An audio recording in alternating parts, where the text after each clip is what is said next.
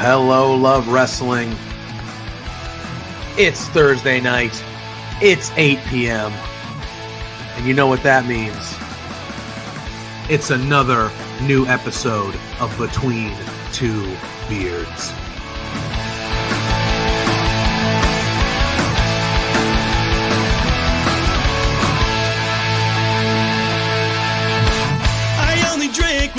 Start off with the biggest news of the week. The Rats lost! But every night I'm making new best friends, and the only problem is we like having a good time. Forget yourself now. If you've got the budget, I've got the time. There he is. Hey, boss! There's the boss. Hey! The man with the finest beard on this screen. Canadian men, boys, shut the hell up. Let me talk. You see, the Rads are resourceful. When I got beef with somebody, I can find a way to talk to them.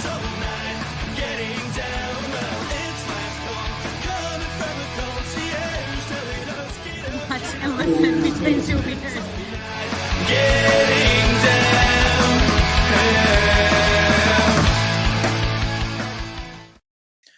Hello, love wrestling. It is Thursday night. It is 8 p.m. And y'all know what that means. What does it mean? I got a new laptop. He does. If PLUGGO looks or sounds different, he got a new laptop. Yeah, we're messing He with got it. a new laptop. He's feeling good about things. He's having a great time. Hopefully I He is. Sound better, look better. I'm sure Mrs. PLUGGO is equally excited about your new laptop because she got you this laptop at Christmas so you would stop using her stuff, and you still use her stuff for 3 weeks after Christmas. And she, she needs her stuff back to do whatever it is that she does with her stuff. Fair enough. So we're gonna just roll with that. But yep, I love it. We're here. Yeah, Thursday we're here. night. How we doing? 90 of these things. I'm Wow, doing well. Grainmaker, our pal Grainmaker is asking, did you download LimeWire yet? No. Were you ever a LimeWire guy? I was not. I don't. Were you a Napster guy? I was not. No, I don't know technology. Really? What was the other ones? Kazaa? Was Kazaa? I still don't really. I bought physical media like a good person, or got burnt CDs from a sketchy friend in high school like a good person. Fair enough. But how we doing, buddy? We're hanging in there, man. It's been a week. It's been we're here. We're living. We got a massive debut today.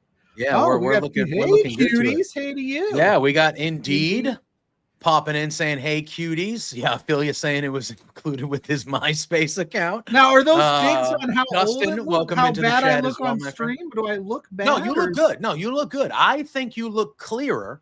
Hi. And you usually do, but because it's a new laptop, I think the lighting that we've been used to from you is a little bit different. No, you look good. You look good. I think you look good. You look good. You sound good. I look better. I probably look good. better in darker lighting because I am what the kids call busted. Wow, let's relax, huh? Jeez Louise. But I've anyway, been we got busted by my own kids. Well, your kids are jerks. Your kids are jerks if they're saying that to you. They're jerks. And you can tell them I said that. You can tell them I said that. All right, we got a big one tonight. This is one we've been waiting for a long, long time tonight, PLUGGO. We got one of our longtime pals on tonight, and I feel like we've been talking with this guy about him finally coming on this show for what seems like forever, and we were finally able to do it. It's a long time coming. It is such a long time coming. Overdue. He is now a world-renowned chef. He is. He is, as I affectionately call him, the biggest hog-carrying man on the planet. Yep. I can't believe that Spencer is allowing us to be on a stream together.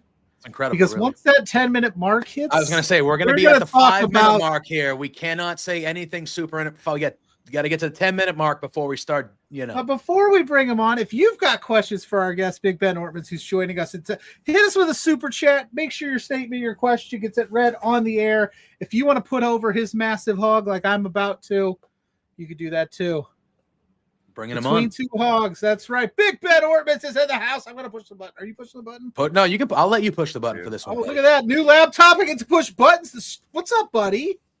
Dude, you got a new laptop. I'm going to try not to swear for about 7 more minutes. 4.5 minutes. We got 4.5 minutes. We got to make it to the 10-minute mark. That like the clock. I do, because I swear a lot. So I'm always like, okay, make it. I'm gonna need a countdown because I kind of have to I have to try real hard for the next 4 minutes. It's all right. We're gonna start it off super light, nice and easy. Until when we get to the 10-minute mark, we'll start going deep. But how you doing, buddy? I'm doing all right. I mean, just very busy. Very busy these days. Got a lot of things going on, and but enough about me. I'm more excited about how are you guys, because this is the first time I've been on your show, which is insane, blasphemy as far as I'm concerned.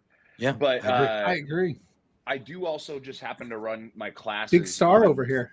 Well, I run classes at my gym Thursdays, and they happen to end right at 8. So usually, classes don't just like end and then you just you're home. You know what I mean? Like there's a process to ending class and all that other good stuff, and then the travel to get home. So it's like there's that weird hour where it's always this hour. You know what I mean? So fortunately, I feel like absolute hell and didn't go into the gym tonight and had one of my students take the reins for me. So I was able to be home tonight, and this is all good, man. So I'm excited.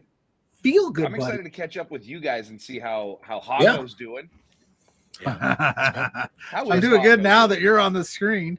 But we got Grainmaker in the house talking about MySpace's top 8s. Who had a top 8? Drop us in the comments. Mike from Indeed. Affiliates here. Fernando's here. The boss is here.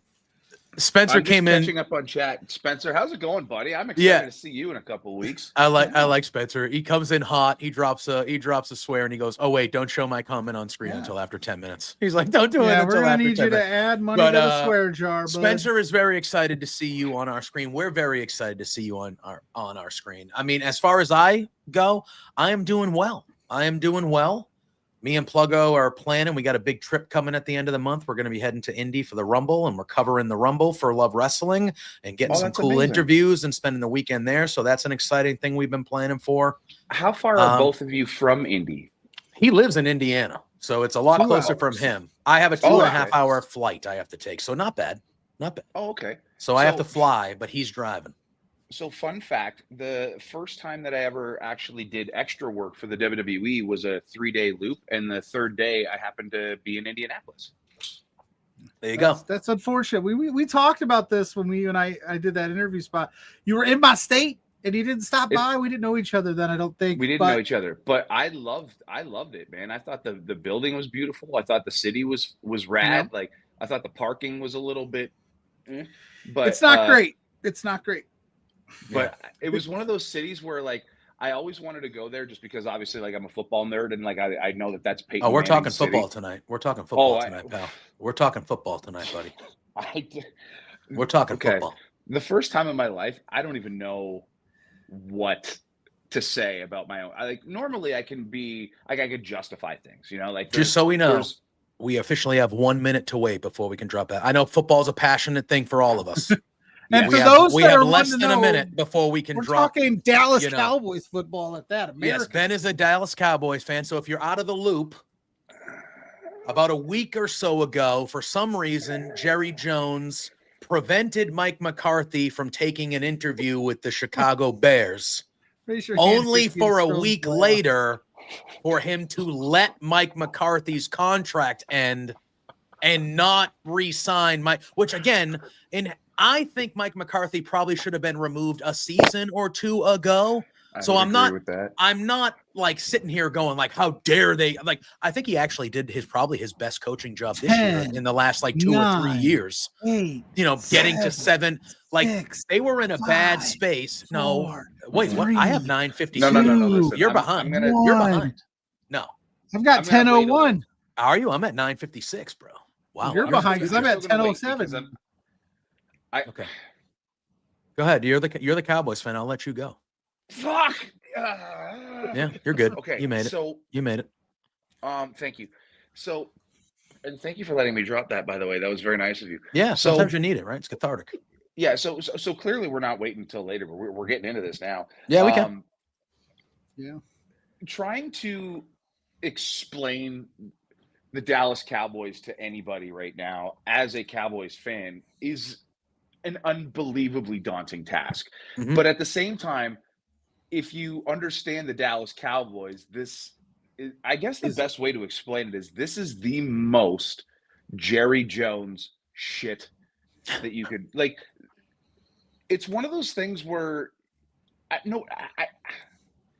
I'm so You didn't. mad You that haven't. it's You haven't happening. hired. Nobody else has hired a head coach yet that I know of. So like, Except me. My team did. We got well, Vrabel. We're the first he ones. made this move to keep them from talking to the Bears, but he can still just go sign with the Bears. Now he can go wherever Well, he he's wants. still going to end up there because I mean that's actually a very smart move for him because like having Mike McCarthy work with a Caleb Williams is probably a good idea.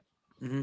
And he knows that division. He knows that division from being the Packers coach for all those years. He's very familiar with the other teams, include like in that division. I don't think Mike McCarthy is a great coach, but I don't think he's a bad coach. No, you know, I he's don't think somewhere so in that like average to slightly good category, you know? The thing is though, is that Dan Campbell is showing right now that like just because you don't have your star guys or your key players doesn't mean that you can't coach a winning team. So the fact that like he can't win a game or do, you know what the thing is, even when he has the star players, they could barely win a game. It's like it's all just so happens to be like on like it's like a chance thing. You know what I mean? Like it's been a really weird 2 seasons to watch Cowboys play football. But like even like the little just like the little dumb decisions, like not letting Trey Lance play more, like start more than just the last game, because the reality is Cooper Rush is going to be gone anyway. So like, why not give the reins to the kid, see what he's got? Yeah. Like, you know who he is. You can't expect somebody who has played like 4 or 5 games in the NFL to just all of a sudden get a random ass start and expect him to play well. He needs time. He needs time to develop. Like, you know, that's the thing that like I'm finding that not a lot of coaches are allowing their players to do is develop properly. And it is what it is. But I feel like we have to put that on the screen. Yeah, we got to put Spencer's. He said he said we're past 10 minutes. Fuck the Cowboys. That's what he said. Listen, and then he said Colts fan here. And but to help out fans, smash that like button if you're in the comment section. Let us know. Share it out. You can't say fuck the Cowboys and then reply with Colts fans, because listen, the Colts literally just put out a statement saying, you know what? This abomination that we've had this year, this complete dumpster fire, this train wreck of a team, we're keeping it. We're running it back. We're running it back. You got to. You got to, right? Because you're the Colts. I mean, my team didn't. My team looked at Gerard Mayo, and again, I don't blame Mayo. I blame the owner. But my team looked at Gerard Mayo, and after 1 year, they were like, we cannot run this back. We're like, this is going to look bad. We're going to look like fools, but see ya. See you later, buddy. The only reason why I'm okay with it is because Vrabel is an unbelievably like he's the replacement. If he's like the perfect hire for this time and place right now for the Patriots. Like former, correct. Now let's go back to the Cowboys. Now let's go back to the Cowboys for a second. Imagine, remember when Jerry Jones said a couple of weeks ago about this whole coaching situation? The hay's in the barn. Yeah. Yep. There was no barn. There was no hay. There was no nothing. And the sad thing is like, do you think there's actual hay in Jerry's world? Mike, have a good rest of your trip, buddy. We'll talk to you soon. I think that there is. Love you, Mike. What are those things called? Tumbleweeds. I think tumbleweeds in his head is what's unfortunately happening right now. So knowing that we could have had Bill Belichick as our coach, After Well, there's all of rumor this, that is still a possible. Like now, people are talking Not about happening. how he hasn't really signed his contract with North Carolina, so the not buyout. happening. I agree. Well, how do you feel? Okay, so I want the rest of your opinion about Belichick, because from everything I've read, they said that if he knew the Cowboys job would have been available, he maybe wouldn't have committed to North Carolina. He would have waited to see, because Jerry Jones gave no inkling that the job was going to be available until it became available 3 days ago or whatever. You know what I mean? So Exactly. And yeah. I mean, I think it's too late. I think Belichick is a little too deep into the process, because Yeah. I know that he's already got like a coaching staff there. Like he's got a GM, he's got Lombardi there with him. Like he's set up down in North Carolina. Like him and Lombardi and Belichick are regulars on the Pat McAfee show, which obviously I watch a lot of. Oh, sorry, wrong side. But and by the way, Spencer, Pat McAfee is not even renewing his fucking seats next year, because that's how bad the Colts stink. Is that true? He said that. He did. No, that is he very went on a rant about the team and the Did he? and like. I missed Oh this. yeah. Yeah. I He is missed not this. happy with the way the Colts organization's ran. Now, listen, we're going to be in Indy for the Royal Rumble. McAfee, we're on your side. We want to hang. So Yeah. Oh, I do have to ask. You mentioned Belichick. Well, the other rumor is that Jerry's Dion. called Dion, an old Dallas Cowboy favorite, Dion Sanders. He's obviously been coaching in college the last 3 or 4 years. How would you feel as a Cowboys fan if you woke up any day now and you heard that Dion Sanders was the guy that was coming in to be the head coach? Would you be pro that?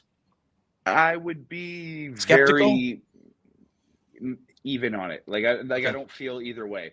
The reality is as soon as this happened, when I was talking to like my buddy Chris Tidwell, Notorious TID,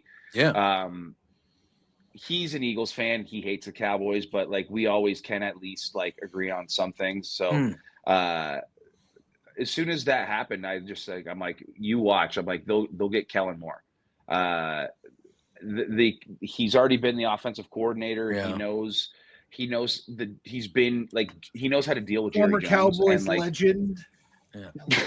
I think they're Yeah, interviewing him exactly. this week, right? Like they already said they're interviewing him this week, or they already Apparently have. they're or interviewing something. him Saturday Saturday? before the playoff game or something like that, which That's I crazy. think is complete. That's wrong.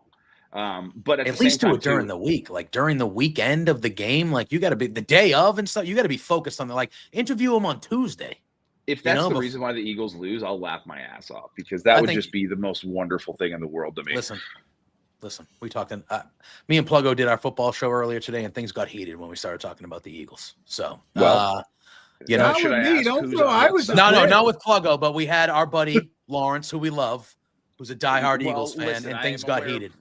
Okay, Things got yes, heated. That's Lawrence is a passionate man. Yeah, we love Lawrence. He but him and loves I his might have been Eagles, yelling at each other. So. and sometimes he's wrong.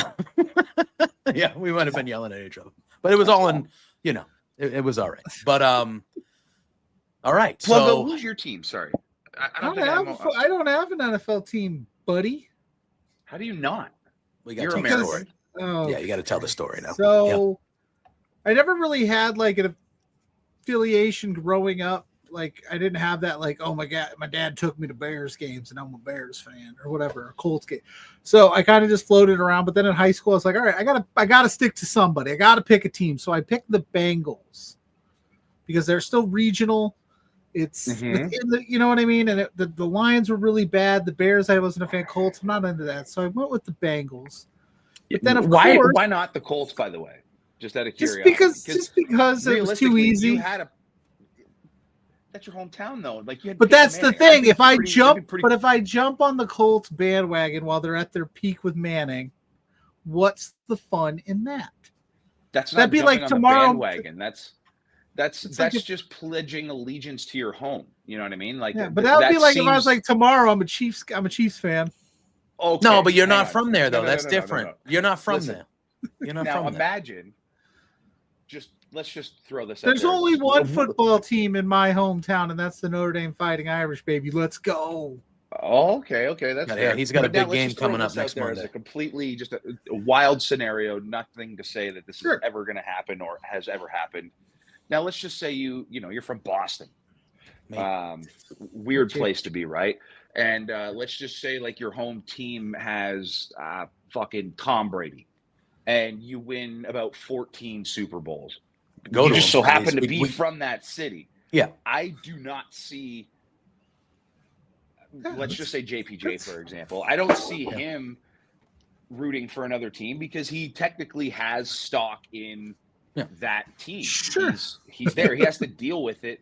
So you have to deal with the hardships of the now. So technically, you should be okay with reaping the rewards of something that you didn't earn previously. Sure, I can hop on out. Yeah, but I don't. But I was a Bengals fan, right? And like we started to hit our stride. Carson Palmer, Ocho Cinco. We started to really, and then we had that playoff game against the Steelers where they tried to murder Antonio Brown, and it was just. And then they brought back Marvin Lewis after that dumpster fire scenario. And then we already have enough character issues within our locker room. We draft Joe Mixon right after he punched a woman in the face. And I just said, this organization just continually steps on its own foot. I'm out. I quit. I'm done.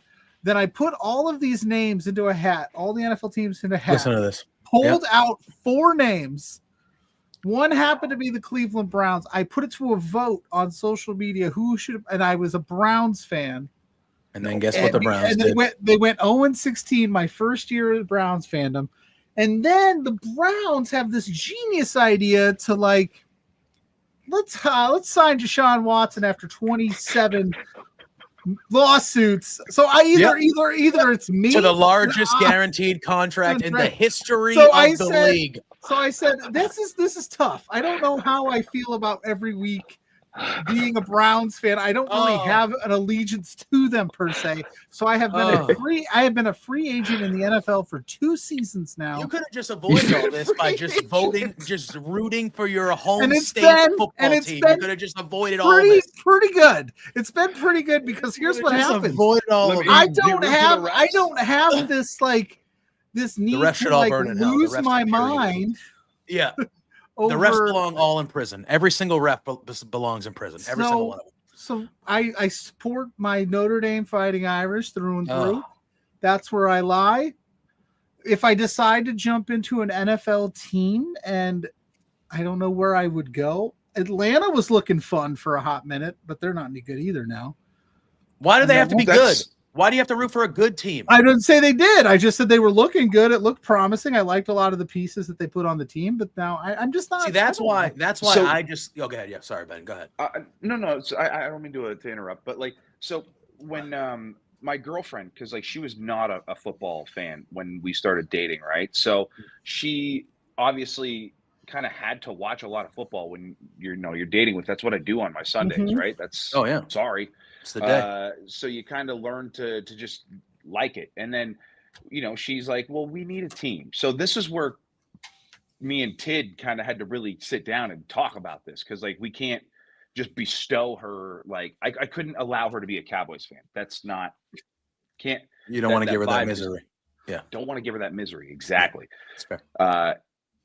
I can't give her the Eagles because then we're fighting and then we might as well just break up at that point, Yeah. So we're trying to think of like what's a good team to bestow upon her, right? And then after a lot of deliberation, we thought, you know what, the Buffalo Bills are technically our hometown team, like them or Detroit, but Buffalo at the time just kind of seemed to have a little bit more upside, Josh Allen, the whole shebang. So it's just like, so we bestowed upon her the Buffalo Bills. Yeah. And I went with she's quite happy with this decision. Yeah, I would assume. I would assume. Mrs. Pluggo, when I met her, and she was a Steelers fan, and I was a Bengals fan. Just disgusting. Which is interesting. And then the playoff game in which I lost, that I ultimately we had a bet, and the bet was, and guys, she had to marry him. No, I mean she didn't have to. No, we had just met. Like we were just kind of talking, and I said, "Hey, listen, if the Bengals lose, I will take you to dinner. If the Steelers lose, I will also take you to dinner." So, Yeah. So you got 2 dates then, is basically And guaranteed. now she's stuck with me for the rest of her life, or until she. Worse than that, though, she's stuck being a Steelers fan the rest of her life because that is awful. You know, Well, Dustin says that next is year I truly should put names in a hat. I should put a name in a hat, and that'll be my team. That's why I did the 4, because I wanted to I didn't want it to but be then you like, let the people vote, and you know the people Sure. aren't going to guide you the right way. The I people know, don't do that. Come on now. why not? So I'm just trying to think of what team best suits your personality, There because we go. I feel like that's an important thing to think of. And I don't think, I was just trying to think, maybe it's the Lions, but no, you're not a kneecap gnar.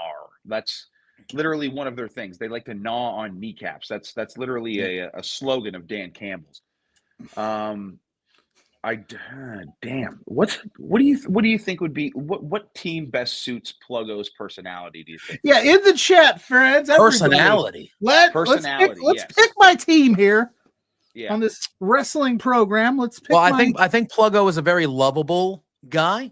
That's the thing. So He's a very we need lovable team. Yes, so you need a lovable team, and I don't know if there is. I think the Lions are the most lovable team. I think they are actually. I think but they're also a team that everybody seems to be, unless you have a dog in the fight, like you're an Eagles fan or you're any of these teams that are left. I feel like if your team is out, I feel like the majority of football fans are rooting for the Lions. I feel like they just are. You know what? It just dawned on me. You know what? You're allowed to have the Lions right now because they at this point have won fucking nothing. So you can just let's just say they lose, this week. They're not going to. They're going to fucking murder the Washington Commanders. We disagree. I think they're going to win, but I think it's going to be close. I think Washington. We got Ryan saying Philly. Philly's an option. Jaden Daniels got that mojo, man. He got that mojo. Brown He's got something special there, man. He sure does, but at the same time, that defense, regardless of how beat up they are, dude, they've got a healthy secondary. They're fine.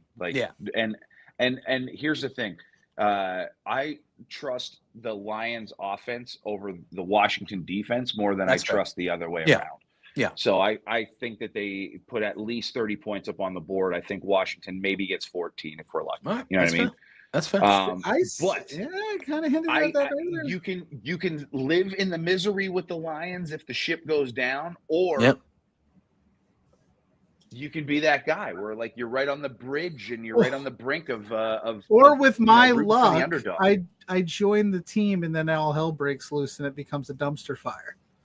So that's what happens. I'm not even upset with that Buccaneers pick just because Baker Mayfield kind of has that Pluggo personality. I like Baker. Think about it. Yeah, he's a likable guy. You can't dislike Baker Mayfield as much as you want to. Mm-hmm. You can't. Yeah. Because you're saying as much as you want to not like Pluggo, you can't help it. You can't. And because it's true. Baker Mayfield started out with the Browns, right? And the Browns, once they started to stink more and more, they wanted him to fail. In his last game with the Browns, I don't know if you remember this, but his arm was fucking dislocated, and they sent him out there to throw 90 passes or something. I was a fan at that time. I was I couldn't believe it. And then release him right. Yeah, and then they just they did him dirty. They said he was the problem, and look at him now. They did him dirty, and now look where he is, and look where they are. Which is funny because when they drafted him, I wasn't thrilled. Then I didn't expect him to be the number one pick in the draft. I didn't expect. I thought he would be a first round pick, but then all of a sudden, as we approached that draft, it was Baker's the number one guy, and I was like, really? But look at man, he's good down there in Tampa. Tampa fits him well. He's good down there. Respect what they did for Mike Evans too, because they got that man that $3 million bonus when they could have Jerry Jonesed him. Yeah, if you don't think other players notice things like that, you're crazy, because other players notice that and they go, oh, that team looked out for him to get his money. Whereas you have owners in the league that would be like, oh, sit him because if he gets 25 more yards, we got to pay him more, even though I'm a billionaire that won't even know that money left my account. So to kind of put a nice little bow on this, because I know that we're about 30 minutes deep into football talk, and I know that we probably should talk wrestling. We're going to talk some wrestling the rest of the way. I genuinely think it's either going to be Deion Sanders or Kellen Moore that ends up as their coach. I think that they keep somebody within their world. You know what I mean? That's fair. Is that the smart thing to do? No. That's the fucking worst thing to do. But it's just what they do, so that's just how I expect it to go down. Yeah. I mean, I feel like at least in New England, the Vrabel hire is like is being taken very well, as you would expect. However, there is a certain section of people that are like, it's still under the Belichick Patriot umbrella of the last dynasty, and they wish that they would have gone completely outside of it. Like Vrabel played here, he played for Bill.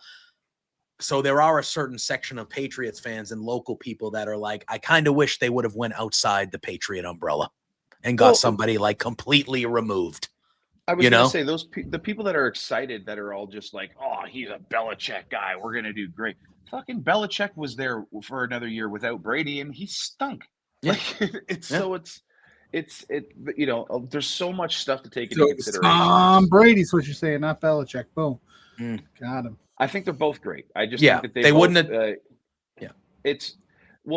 I think about it like this. It's just like, you got to have a dance partner, right? Like you can't be a great coach without a great player, or vice versa, So it's just like, sometimes you just find your person. And like, I know that as like a wrestling coach, it's just like, you want to have that link with everybody, but it's impossible. Like sometimes you can only find it with certain people, and it sucks, because like you want to be able to coach people and everybody the way that a Belichick could have Brady, I'm not saying I'm a Belichick by any stretch of the imagination, but like, it's just, you only get that relationship where where people just trust the process, you know what I mean? And they just like don't question things, and like they just, if you say, hey, this is what we need to do, they're like, okay, then that's what we're doing, like that's what you need. Like you need soldiers like that, like, and only and like, not to say don't question things, but like don't like that aren't going to sit there and be like, well, I think it should be done this way. It's like, no, there's a coach and then there's the player, and like that's, again, I think that's why that they worked, Yeah. All right. Last football question. Right now, with the remaining teams, what is your Super Bowl matchup, and who do you think wins it all? I would like to see Buffalo versus Detroit.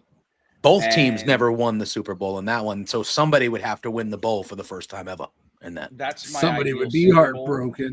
Bowl. Yeah. And I obviously, with the eyeballs, you got to pull the other side of the room. I'm going to root for Buffalo, but honestly, like that'd be the best game. Yeah, like I'd be. Yeah, those are the two teams that, like, in my heart, that I cheer for when the Cowboys are doing what they're doing. It's just like, because I still love football, you know what I mean, and I don't want to just sit there and not root for anybody. So, I think that would be an ideal situation for me. What about you guys? I have Baltimore versus Detroit. That was my preseason Super Bowl pick, so I'm riding with it. Obviously, Philly is really good. I feel like you can never say no to the Chiefs with what they have, but I do feel like the winner of that Baltimore-Buffalo game is going to the Super Bowl. I feel like they're going to go into Kansas City and upset them, either team. I just like the way they're playing better than how the Chiefs played. It's going to be the Texans versus the Eagles. And JPJ's going to lose mine. Could you fucking imagine? We do. I wouldn't be shocked by the Eagles. I know I rag on the Eagles all the time because of Lawrence, but like, I wouldn't be shocked if the Eagles made it. They're good. I actually think Detroit. Yeah. Again, I actually think the Eagles are going to have a tough time this week with the Rams. I really do. So do I. Yeah, I think the Rams are good and they're healthy, and I think that's going to be a tough game for them. But yeah, I have Baltimore and Detroit. I have Baltimore and Detroit, and I have Baltimore winning the whole thing, which obviously, if that was the matchup, I would really be rooting for Detroit, but that was my preseason pick. So I got to ride it out. I can't change. That's fair. I can't change. That's fair. So do whatever you want. Do whatever you like. Yeah. But I want to nail it from the preseason. Chiefs are going to three-peat, man. Who they beat? That's not a. I can just feel it. It's going to be like Detroit. Do we have a repeat with Philly, or you think Detroit? I don't know. Ooh, Philly. That'd be interesting. That was what, 2 Super Bowls ago was Philly, and that was a good game. For all the Swifties out there, man. For all the Swifties, I hope they three-peat. Look at we sit here and we talk about how bad of a year they had. They went 15-2. They went 15-2, and everybody's been talking about how the Chiefs were not great this year. Last time I checked, best record in the league. 15-2. So if that's not great, I would kill for the Patriots to be not great like that. Are you kidding me?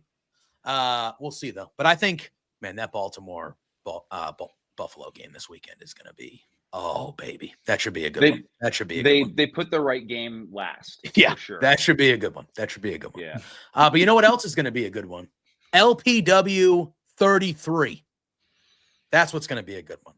It's not the only reason you hear, but it was one of the main reasons we were like, we definitely, after all this time, got to get this guy. Oh, we were going to talk to him about wrestling. I was going to talk to him about this. Yeah. You already know. Yeah. LPW, you're making your Love Wrestling debut, brother. Finally, right? Yes. Yeah, that's what I said. What took so long? Let's just get it out in the open right now. What the heck? It should have already happened. I like to think everything is just timing. Like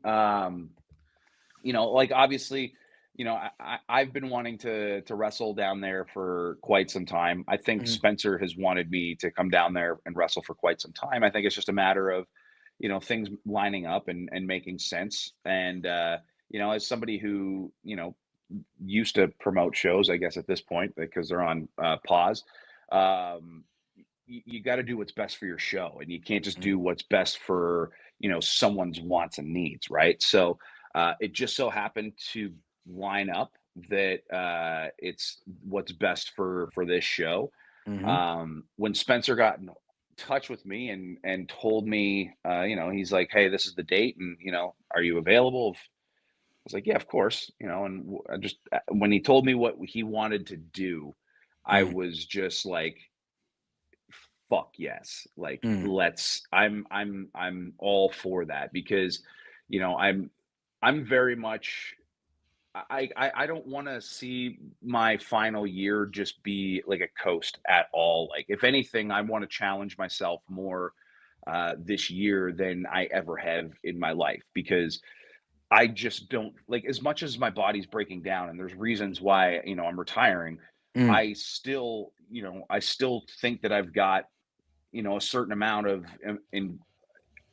incredible matches in me. And, in order to do that, you need somebody who's capable of having an incredible match. And MRB is a guy who, is, obviously one of the best wrestlers that we have in Canada, like not just that area. Like, he's one of the top guys around here. He's a student of TJ Wilson, who's an old friend of mine, and being able to, and what's crazy is I didn't even think about this until like a few weeks ago, but getting to wrestle one of TJ Wilson's students in Alberta, and I think about all of just the different things that line up in my head on like what makes this match so special to me and why I believe this match is going to be so great. There's just a lot of things that line up there. I met MRB a long time ago, and the funny thing is I don't even know if he knows this or not, but I feel like there was a potential that he might have taken an opportunity away from me. And, I've never held that against him or anything. It was one of those things where I was like, okay, one of these days him and I are going to meet back up. The universe is going to put us together. And it nothing out of spite or anything like that. Like he earned the opportunity that he got. And did very well and was super stoked to see it. But at the same time, looking back at it, I certainly would have wished that could have been mine, And now we're both at different stages of our life. We're both at different stages of our career. And I feel like I've never had a better version of myself. I'm going to assume that there's never been a better version of MRB. And I know that he has a certain expectation of what he requires out of himself, what he requires out of his matches.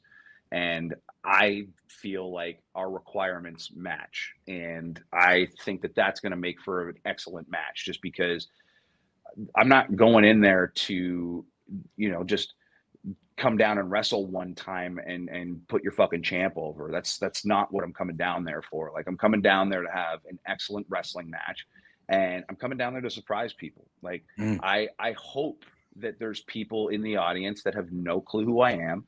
And I hope to God that they think for some reason that MRB is going to run right through me. And I hope to God that MRB thinks that he's going to run right through me, because I'm going to, because that's just how he works. That's great. You know, the more he thinks that way, honestly, that makes me super stoked. Because the first time that my hand and feet hit his face, he's going to wonder what the absolute fuck world he walked into. And that's just going to be the very beginning. And that's the kind of stuff that makes me excited, because I know what he's capable of. He has zero idea of what I'm capable of. All right, I like it. I got fired up right there. Yeah, that was good. And my next question was going to lead into more about MRB, because yes, you said you want your last year here to be full of challenges and you challenging yourself. Well, this match is for the LPW Challenge Championship. So not only are you, I'm sure, not only are you looking to surprise some people, including your opponent, I have to think on the agenda is leaving Edmonton with a championship. I've already got plans for it. I want to defend that thing on IWS pay-per-views. I want to bring that with me and defend that thing all over Canada, man. I want to, I want to bring it back to Edmonton, and I want to bring it to Calgary. I want to bring it to wherever the hell Love Wrestling is going. Because, just because I have an expiration date at this point and it's coming up doesn't mean that I'm done.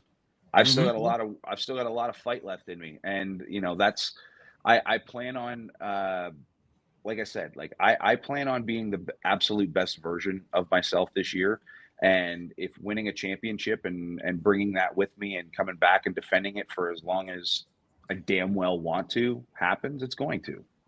Love it. Before I ask this question, if you got a few seconds, scan that QR code. We're promoting this month's Quizplex.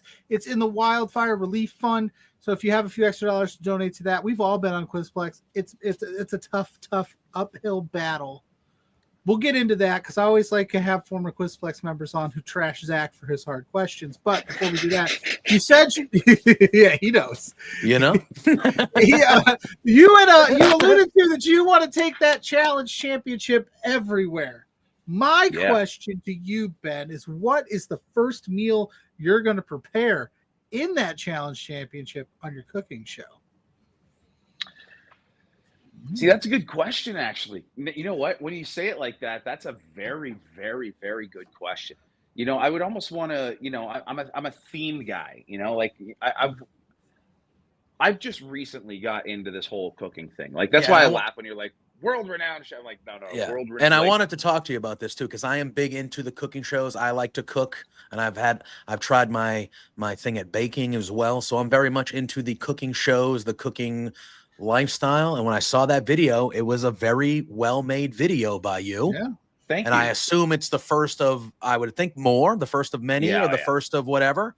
So I did want to pick your brain about how you kind of got into food all of a sudden. I wanted to talk about that too. But yeah, what would be the victory meal that you would cook? So this is where I don't have an answer for this yet. I would have to put a lot of thought into this, because again, from the way that I got into cooking is through watching. So I think I was playing some PlayStation one day, and I just turned my PlayStation off. And whenever I turn my PlayStation off, because my Samsung Smart TV, it automatically goes into this there's free TV on there. I don't even know what it's called. Yeah. But the one day it just started on that. The one day, all of a sudden, it started playing Hell's Kitchen, and there's a Hell's Kitchen channel that plays 24 hours a day. That makes sense. And I just didn't change the channel. And next thing I know, I think my girlfriend sat down and she didn't ask to change the channel. And next thing I know, the entire day went by, and I was like, I think I fucking like Hell's Kitchen. and then, me, I'm I'm a competitive / creative guy where, as I'm seeing them cook all this stuff, eventually there was a part of me, I was probably a little medicated or whatever, and thought, I can fucking do this. Maybe not as good, but I think I can do that. Yeah. Well, I mean, try and do that. That free TV thing, man. Yeah. Oh, here we go. Yes, do it. Rant. I bought an antenna so I could watch a CW. Yeah, like so I can watch okay. local, so I can watch NXT because it's local and they don't offer it on those the are app. still a thing? Antennas. He Yeah, told they're me, and like- I thought the same thing. I was like, they still Yeah, make but that? listen, That's not, so, that didn't so, go you, so away. you pop it in, and then the TV, like you said, has the free channel. You can hook it up to the antenna, or you can hook it up to the internet, and you get 250 channels for free. Right. The second I hooked that thing up to the internet, it kept turning my PlayStation on. So every time I clicked tried to click it on, it turned the PlayStation on. It kicked me over to the next input, and I was like, no, I just want to watch the Bills game on CBS. All I want is that. And every time I clicked it, kicked on my PlayStation. Have you ever heard of the internet? For like What the fuck are you 45 getting an antenna for? For 45 minutes, I'm sitting there just cussing out the TV. And Mrs. Plug was like, "What's wrong with you?" And I was like, every time I turn on the TV, the PlayStation pops on. So I had to disconnect the free 250 channels that Vizio offers on their My app just to watch local television. I think you can watch the NFL on YouTube for like $10 a month or some shit like that, can't you? I'm a baller on a budget, Ben. Yeah, that's his saying. Dustin says Pluggo still uses that dial-up internet, man. I am not spending $10 on NFL football. What are you talking? I already spent enough money to watch all the other stuff that we have to watch in this world. But I just thought it was absolutely ridiculous that I couldn't just watch TV and had to turn on the play. That makes no sense.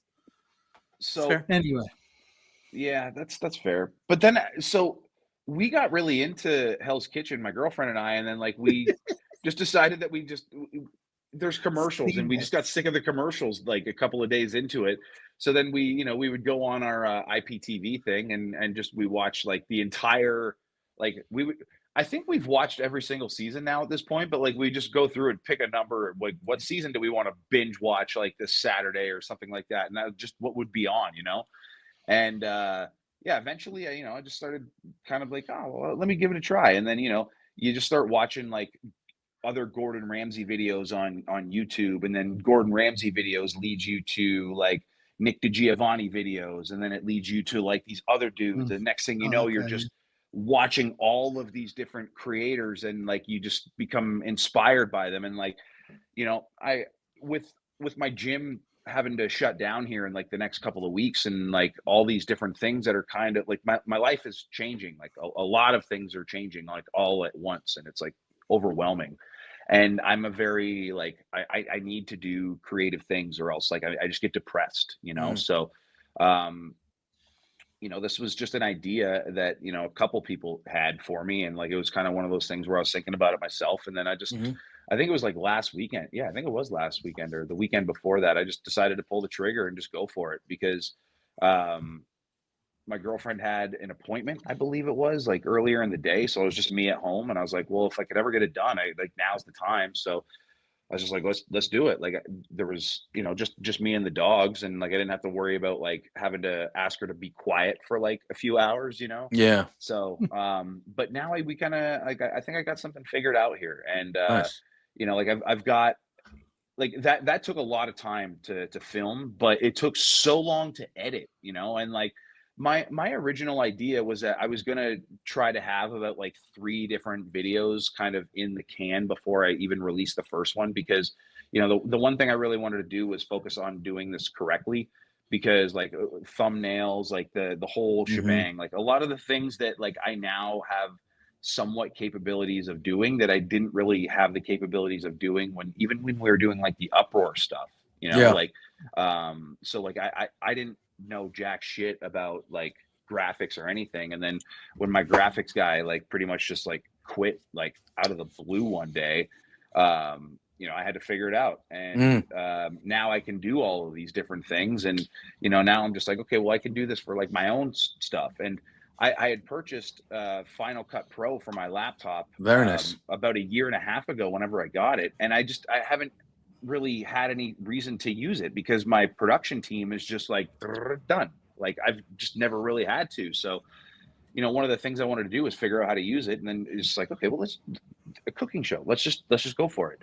And and I just watched so many different like YouTube videos where I was just like, this is what I like. maybe I should try to, take this from this and, Mhm. don't do that because that's this person's thing, you know what I mean? And whatever. But I just realized like if as long as you show that you're trying and like that you're I'm not trying to be somebody that I'm not. And I'm also, if things go wrong, you just admit that they go wrong. And it's just like it is what it is. Like I'm just I'm a fucking armchair quarterback as far as a cook goes, but I happen to be getting okay at it. And Mhm. people like to see that. I think people like to see other people doing stuff that they can do as opposed to watching like it's awesome watching Gordon Ramsay and like those other guys that I was Yeah, telling you about, but we know goddamn well that we're not going to be able to make like half of the exactly. things that they do. Yeah. But Yeah. if you watch someone like me who's just a fucking idiot and tries to make something that they do and it comes close, you're like, Yeah. oh, maybe I could do Yeah. that, Yeah. And then it I mean, you made inspires- pasta from scratch, man. That's pretty good stuff. I've done that. Jay. That's pretty good stuff. That's pretty good I stuff for a appreciate first that. video.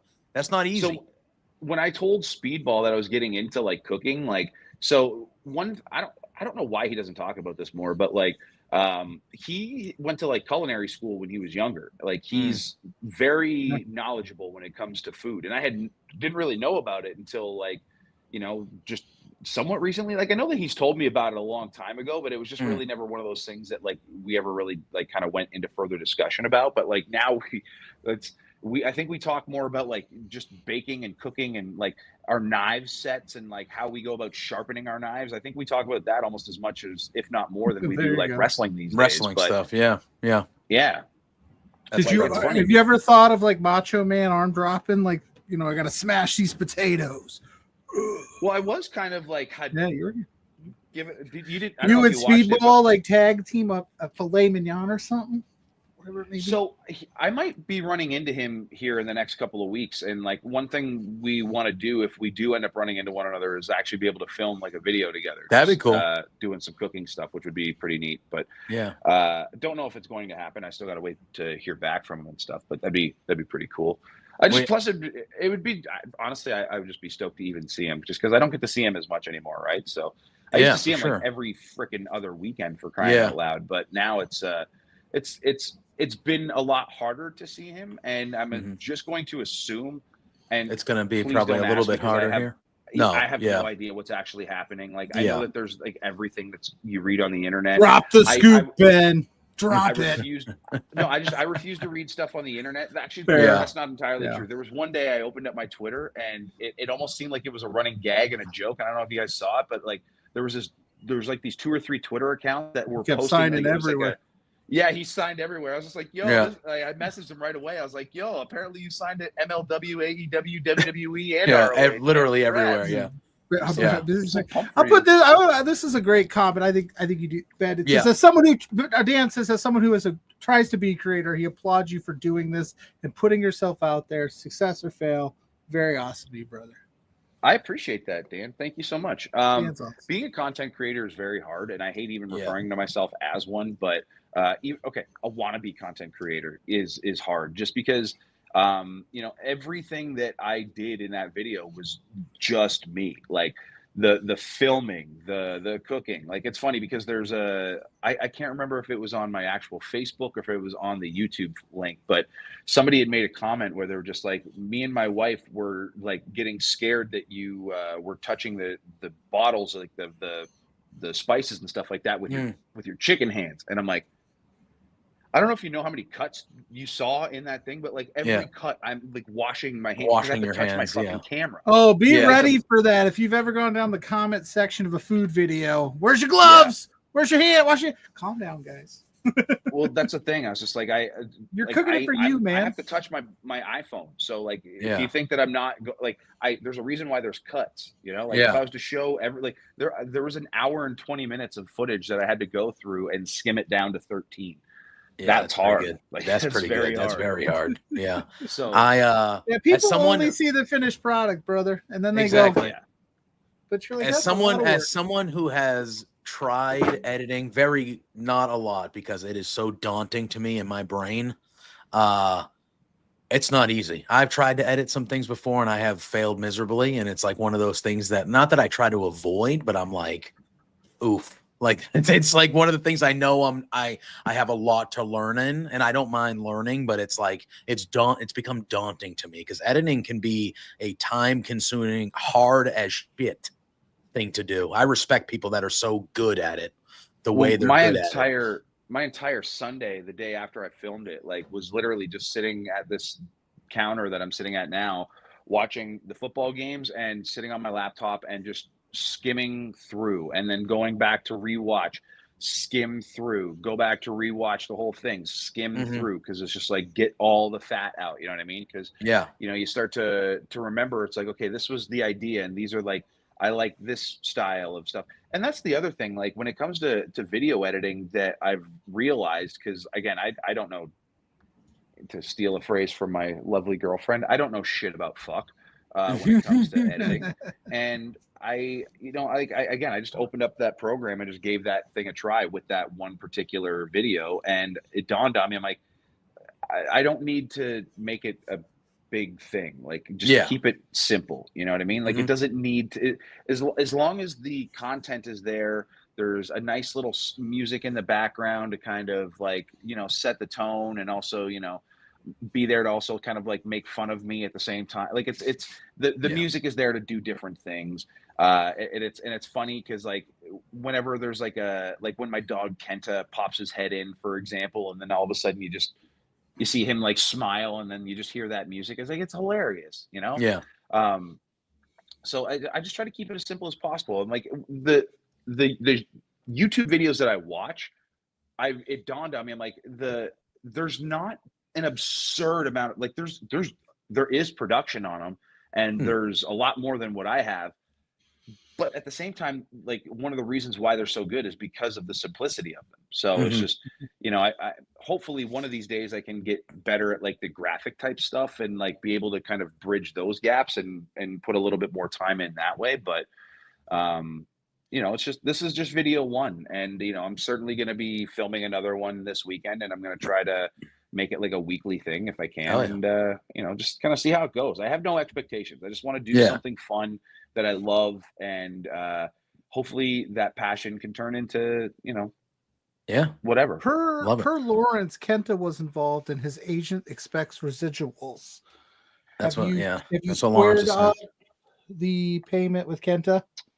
Yeah, Kenta gets what we like to call the banana tax. So every time that I put a banana into my protein shake, or anytime a banana gets opened up in here, he just knows that he gets the butt end of it at the bottom. So there you go. Anytime that we do cooking with certain type things, he gets there's a banana, there's a carrot tax. What else does Kenta and Koji get? Strawberry tax is a big one right. too. Okay, they're well taken care of here. Taken care of. We really are. Our pal Dustin in the chat says that Ben should start a video series where he makes things with wrestling related names. Things like Rowdy Roddy Peppers or the Torture Rack of Ribs. That's actually not a bad idea. It's not a bad idea. It's not a bad idea. Not a bad idea. So the funny thing is I actually saw a recipe, and I don't know if it's real or not, but like it was from Leilani Kai Facebook thing, where I guess like Sherry Martel used to have like this this recipe she would make for everybody whenever they would all get together. It was like a pizza lasagna. And pizza lasagna. Yeah. Or no, sorry, not a pizza lasagna, a pizza spaghetti. That's what it was. Oh, sorry, okay. Pizza spaghetti. Okay. And I was like, well, I've never had that before. But they had the recipe and everything. I'm like, well, maybe I could do something like that, or like maybe make a wrestling themed thing. So I just wish it was a different person. But fucking as soon as I told, like, Aiden Prince, I don't know if you guys know who he is. He's like one of my best friends. As soon as I told him I was working on a cooking video, this motherfucker sends me a photo of what he's cooking for the night. And you know what he shows me? He's got this like cooking tin, and he's making a meatloaf out of it, right? Oh, love a meatloaf. But you know what the cooking tin was? Do you remember back in the day? And I can't remember. I don't know what like stores you had, but like for us, it would have been the Bulk Barn. But you go into the Bulk Barn, and then they have like those cake tins on the wall. You used to be able to rent. And when I was a kid, they had Hulk Hogan cake tins. That makes sense. He's fucking got one. Yeah, So that makes sense. if it was like anybody other than Hogan, like that would be a fun video to make. Like, but then it dawned on me too. I was like, well, I could make it a chocolate Hogan cake, and that would be kind of funny. That'd be hilarious. Michael Richard Blaze inspired meal, like Michael Richard Bolognese. That could work. Richard Blazing chicken. That might be the celebratory meal. See, that's where I like to try to, I got to learn. There's something I'm going to learn about him while I'm in the ring with them. There's just something that you learn about people like in battle that you just can't learn having a normal conversation with them. You know what I mean? Like there's that thing that you got to food. He loves wagon wheels. Not true. That's not true. He doesn't. God, you are the worst co-host ever. He loves them. Sorry. I can't, I don't even know what a wagon wheel is, but he was on our show and we found out that he hates them. Has a hatred of wagon wheels. So if you had a victory wagon wheel after you held the championship up high and then like you do the cooking thing where you make the meal and then right at the end. I hate a wagon wheel. It is chocolate and marshmallow. Like how is that what it is? It's like a chocolate cake kind of thing, right? Like a circular. It's like a wheel, like a circular. In there, but like man, it adds crunch to the chocolate and marshmallow. Yeah, even Dustin in the chat says he despises them. We had Karen from accounting on one week, and then we had MRB on a few weeks later, and I was like, hey, give me like 5 fun facts about MRB that we can just like throw at him randomly, because he's fun, he's a good time, but he was in like MRB mode because we were promoting a match, and I was like, hey, wagon wheels, what's up with those? And he goes, oh, I fucking hate them. Yep. And then we were like, so eat a box of wagon wheels or win a championship? And he was like, or lose his title. He's like, I lose my title. He won't do it. Yeah, he said it's deep. Yeah, it is deep. So I was gonna say there's something deep there, because like, for me, there's certain foods that if you like offer them to me, like I get offended, just, and not at the person, but I'm just like, fuck you. Like if you only knew, you know what I mean? Cottage cheese and tuna. Really? Yeah. Those are 2 protein heavy foods. They are. But here's the thing. When you are a 16-year-old, 300-pound fat kid and you're broke as shit, and the only things that you can afford to eat with protein are tuna and cottage cheese, and my God. Dude, as a 300-pound 38-year-old kid, I wouldn't want you just to eat cottage cheese. I would be offended. So how like they come in like the percentages of the cottage cheese? Yeah, right? 2%, 4% skim, all that stuff. Yeah, so my coach would make me get the 0% one with them. Oh, so that's gonna taste like nothing, dude. It tasted like like you were eating wet chalk. Yeah, and it tastes like nothing.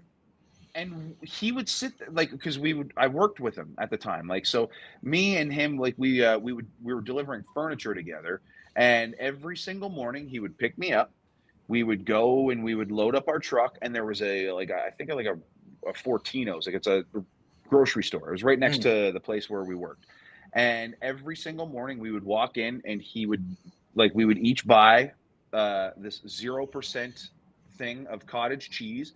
And we would go buy 2 sweet bell peppers, and we would literally just like, he brought a knife with him. We would chop up the bell peppers, and we would just throw it into our cottage cheese, and we would sit there with a spoon, and we would eat the entire fucking thing, and we wouldn't leave until it was done. And that was the beginning of our day. I will say I am an avid pro cottage cheese individual. Avid? Who's avid about cottage cheese? Every God, we've been doing this show for 3 years, and I still learn weird things about This fridge right here currently has cottage cheese in it. No, it does not. Yeah, I swear to God. I will. Why? Because it's just a quick breakfast, and I like the hood ones that are like, they're like $1.50 each. You can get them, and there's fruit in them. I like the blueberry one. I like the peaches one. The low fat. I do low fat. I don't do fruit in their cottage cheese. Fruit. There's fruit in the cottage cheese. We're in a Do I have to get up and get them? Do I have to get up and get them? Cottage cheese, to be honest. Yes. So then they never had fruit in my cottage cheese in my life. So I never thought of putting it in. Fruit is delicious. Thank you. Hood See, has these ones. We're on the same level here. Yeah, and now I've always all right. the reason why I ended up falling in love with cottage cheese as like a quick food is because I now listen, we're in it's love true. with it. Now, see, this is what you get on Between Two Beers because we're having a full-blown cottage cheese discussion. That's what we're doing. That's what we're doing. But I had weight loss surgery like 8 years ago or something like that, 8 to 10 years ago at this point. And the first 6 weeks, the first week, you can't eat any food. You don't eat any food. You just lose weight, right? And then it's liquid for 10 days. And then the biggest chunk in the recovery is like a 5 or 6 week. You only can eat like mashed potatoes, cottage cheese, yogurt, all baby food, like that type of stuff. Because you can't eat, it has to be pureed or easily swallowed because your stomach is recovering and it's this big and whatever. And cottage cheese was like the thing that got me through it. That was the thing that got me through it was cottage cheese, and I love it. But it was always the ones with the fruits. There's pineapple, there's peaches, there's blueberry, strawberry, and it's like Ophelia says, it's like fruit at the bottom of yogurt, kind of. And you mix it all together, and it's sweet. Ben, but I'm the with fruit you. is and it's real pieces of fruit as well. It's like legit. He hates like, every second of this conversation. Sorry. Now they make ones. Sorry. No, I have a wagon wheel theory of MRB that just popped into my head, and I think it might make sense. Yes, I want to hear it. Now they have ones that are like tippable. So like in there, I have one. I'm still no. You still eat it with a fork. You said tippable. I assume no, but like so you open it. No, you fucking stone cold them. Yeah, exactly.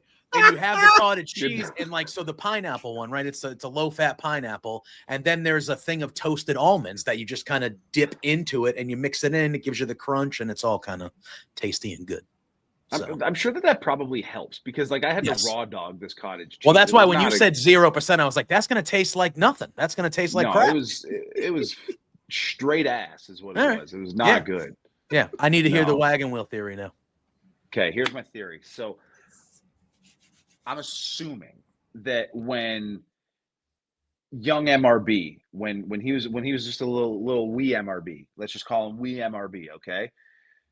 When little wee MRB, I'm gonna guess when he was, probably in the middle of watching Saturday Night's Main Event or some shit or whatever the hell he was watching, some Stampede wrestling tapes and whatever, when he was just a wee little MRB, I'm gonna assume he was up late, you know what I mean?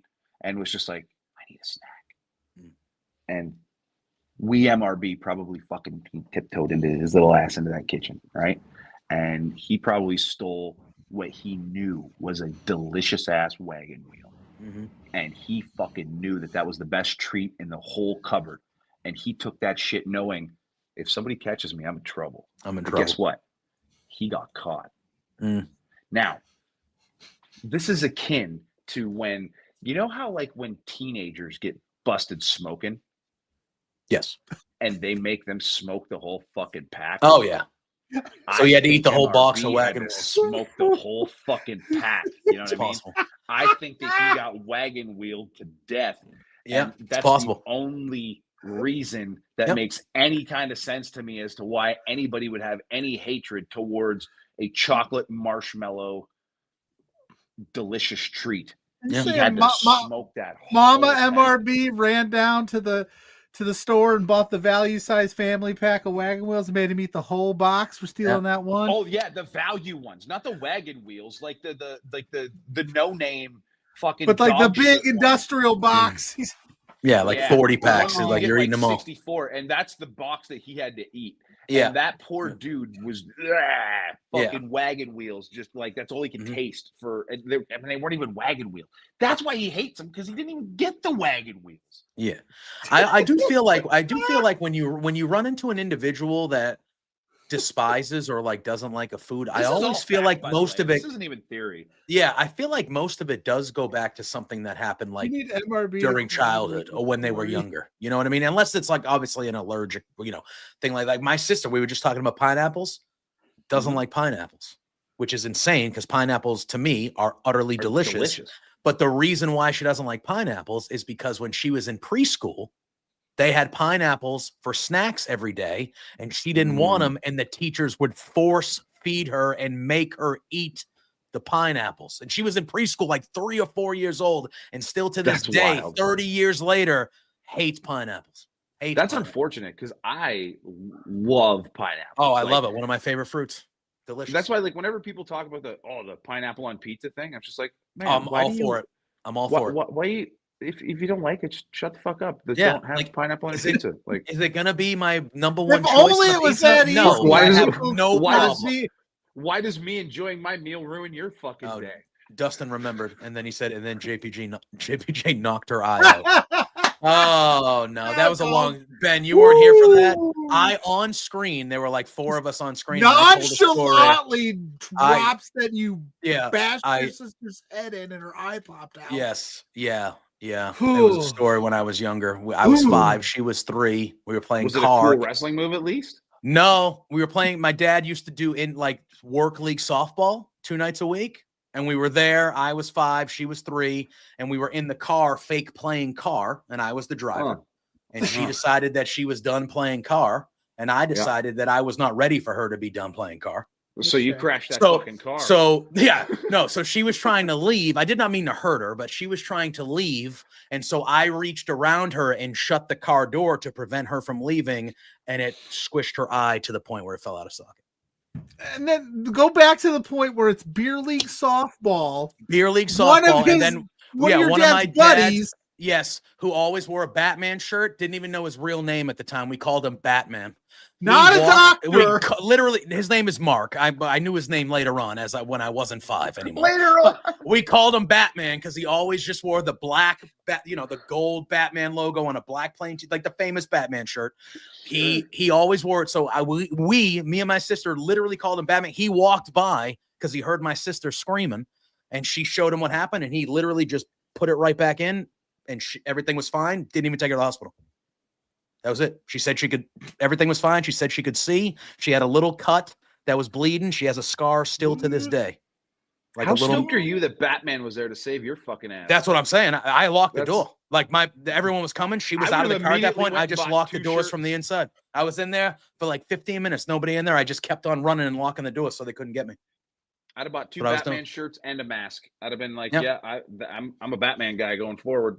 Yep. I said that on air, and these people were repulsed. Spencer, Pluggo, I think our friend Josh, they were just like, are you kidding? I was like, I didn't mean to do it. I didn't mean it. Listen, in all fairness, that's a wild-ass nonchalant thing to just drop. Yeah, and it was very, like, out of the blue. Like, we weren't talking. I think one of our people on the screen said, like, when he was younger that he, like, accidentally punched his, I don't know. It was something like that. And I was like, oh, really? I was like, when I was younger, I knocked my sister's eye out of her socket. What's the worst thing you've done to your sibling? And JBJ's like, I ripped her eye out. I ripped her eye out, brother. That's what I did. Oh, no. He's just like, oh, I was like, you accidentally punched your sister in the face when you were 10? I ripped my sister's eye out of socket. That's what I did. Who hasn't? Yeah, Who hasn't honestly. ripped their sister's eyeball out of their socket? Yeah, that was fun. Are you still, I have to ask, because are you still keeping up with the television products of wrestling, WWE, AEW? Are you still in your busy life? Are you able to keep up with it?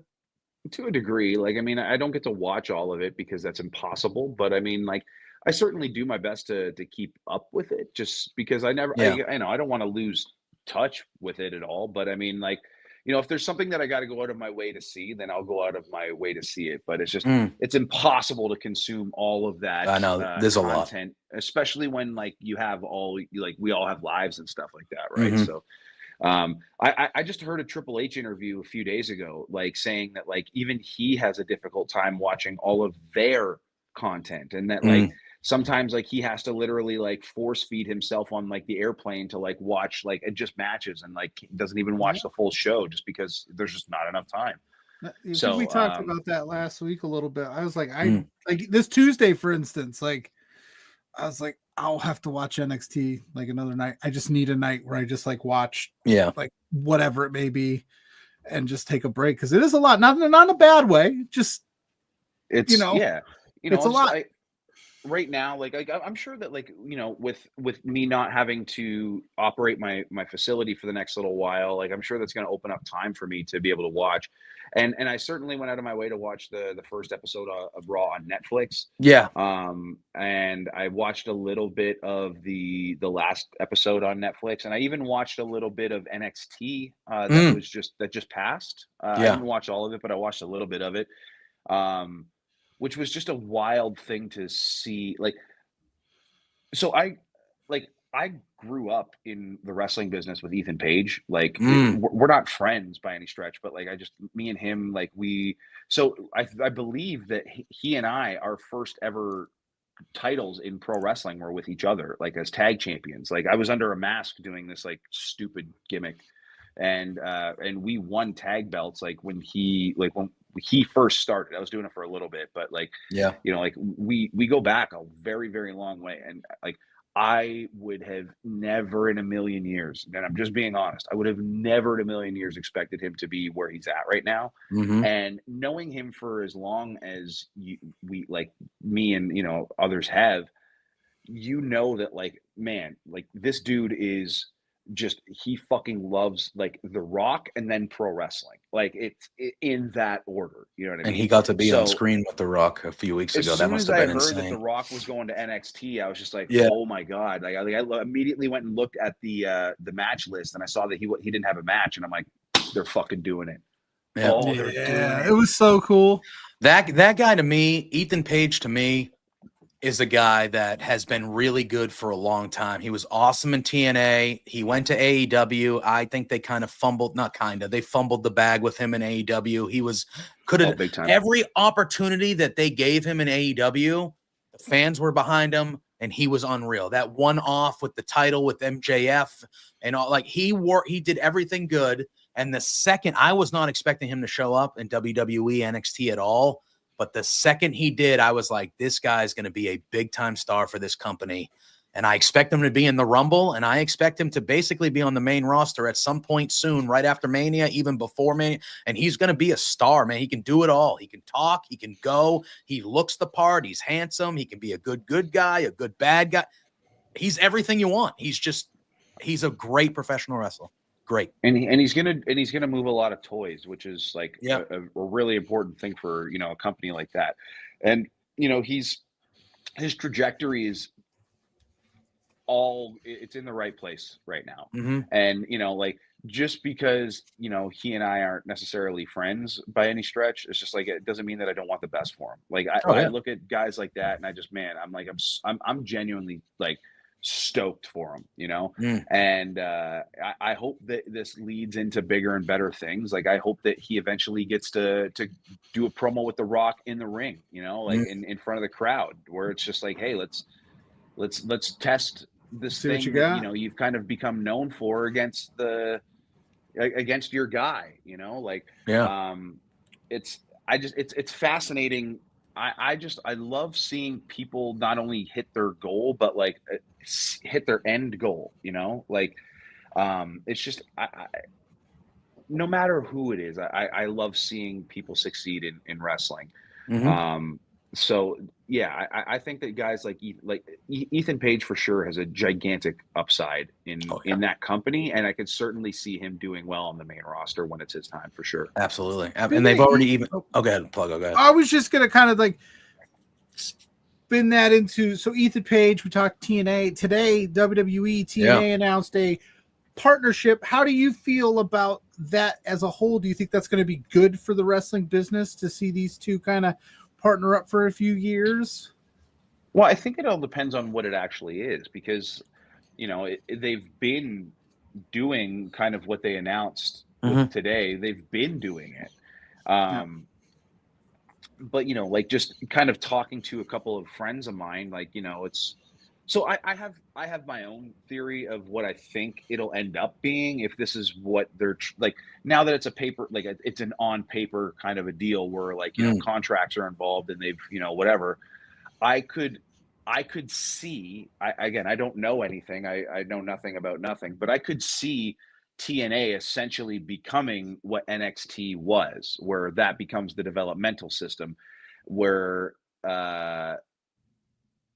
NXT almost becomes like the main roster for TNA guys. Yeah, like sense. Yeah, I think that's yeah.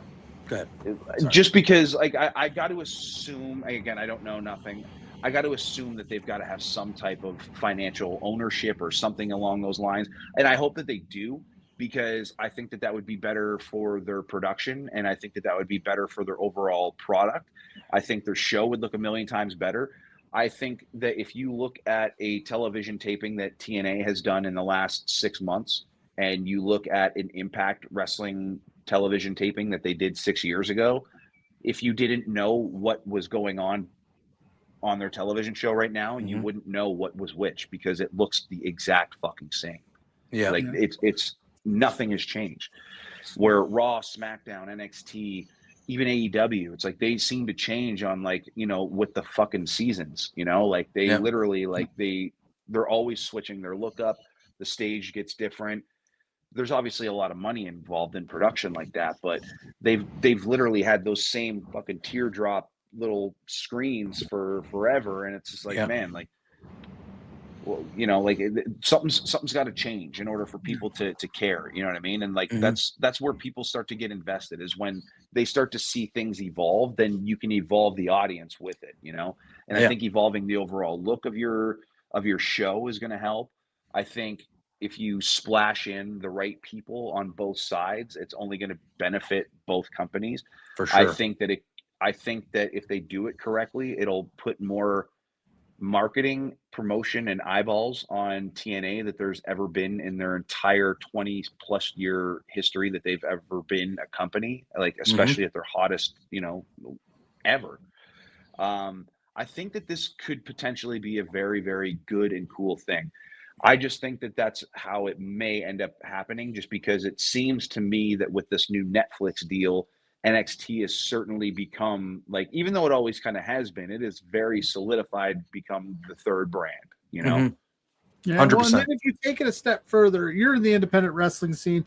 You kind of mapped out what you think the TNA thing. So the WWE ID is now. I was going to ask about this. Yes. Yeah. Is that how do you feel about that from an independent wrestling standpoint? Former promoters, it good, bad? It seems like From it's what not I know like about it.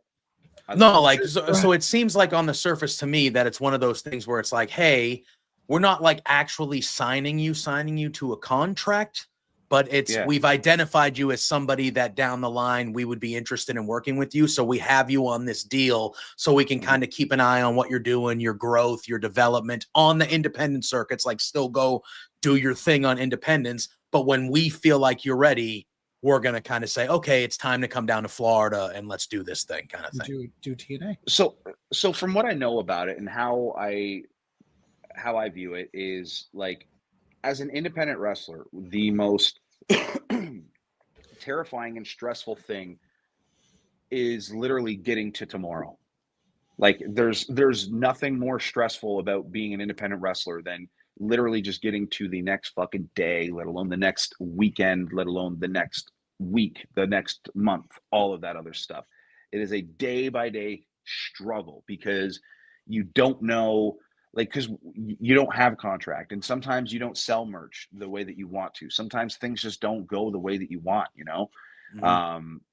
So sometimes you have good weeks, sometimes you don't have good weeks, sometimes you don't have anything, you know? It's just, that's the life of an independent wrestler. And, you know, especially if you're trying to make a go of it and you're trying to make a living at it, the amount of work that is required from somebody on the independents to even make a remotely, like, just get their fucking bills paid and like eat the tuna and cottage cheese diet that I was eating, like, is insane. Yeah. So now imagine as an independent wrestler not having to worry about that, having a company that maybe, even though they haven't completely signed you to a contract, are going to give you enough money on a week-to-week basis so you don't have to worry about your rent getting paid. You don't have to worry about how you're going to afford your next meal. You don't have to worry about, man, I got to get up at this time to go to work, and then I got to go do this workout, and then I got to go this thing, and then I got to go do this and this and this. It's just like, wait a sec. I can just wake up and go to the gym, and I can come home and I can rest and I can eat. And then as soon as I'm finished resting, after I finish eating, I can go back to the gym, and then I can come home and I can eat and I can rest. And then I can go do like wrestling training. I can get like 2 to 3 day workouts in a day, and I can just do that. And then, like, even on the in-betweens, I can, like, you know, focus on making content, or like, you know, like designing logos, designing merch, designing whatever. Like I can literally just focus on that and use that time to contact other promoters and go through, because promoters are going to get in touch with you when they have the ability to put, regardless of whether you're signed or not. When most promoters have the ability to put a WWE logo on their poster, they're going to contact you. And guess what? They're going to give you a little bit more money than what they probably would have had you not been able to provide them that logo. So what it does is it provides the independent wrestler a security, from what I understand, that they've just not really been afforded the luxury of before. And to me, I think that that's great. I think that's it's almost like a scholarship, would be. That's the kind of vibe that I got. That's the kind of vibe that I got, that it was like that, like a scholarship, like, hey, we're going to take care of you because we see a future in you with us. Yeah. So, kind of thing. So we'll pay for the struggles of I don't want to say normal, that's a bad word, but we'll pay for the everyday struggles of what it is to be an independent wrestler. We'll take care of some of that for you, so you can go out there and get your bookings and not have to worry and do the damn thing, kind of thing. Like I know what I'm capable of, and I know how busy I am. If I got to take away the job and got to take away a lot of the distractions that are required for me to just live on a daily basis, and I got to solely focus on just even right now, if someone gave me a 4 to 5 year deal where they're just like, hey, we'll give you X amount a month where you don't have to worry about your bills and you can just go and train, but you got to wrestle. I could do that. I could completely do that, because when I have the ability to train 2 to 3 days a week, or 2 to 3 times a day rather, oh my God, you're operating and functioning at a completely different level. And especially when you have access to good gyms and you have access to go to all these different training facilities where you'll also get access to the medical staff and just all these different things that you just never had access to.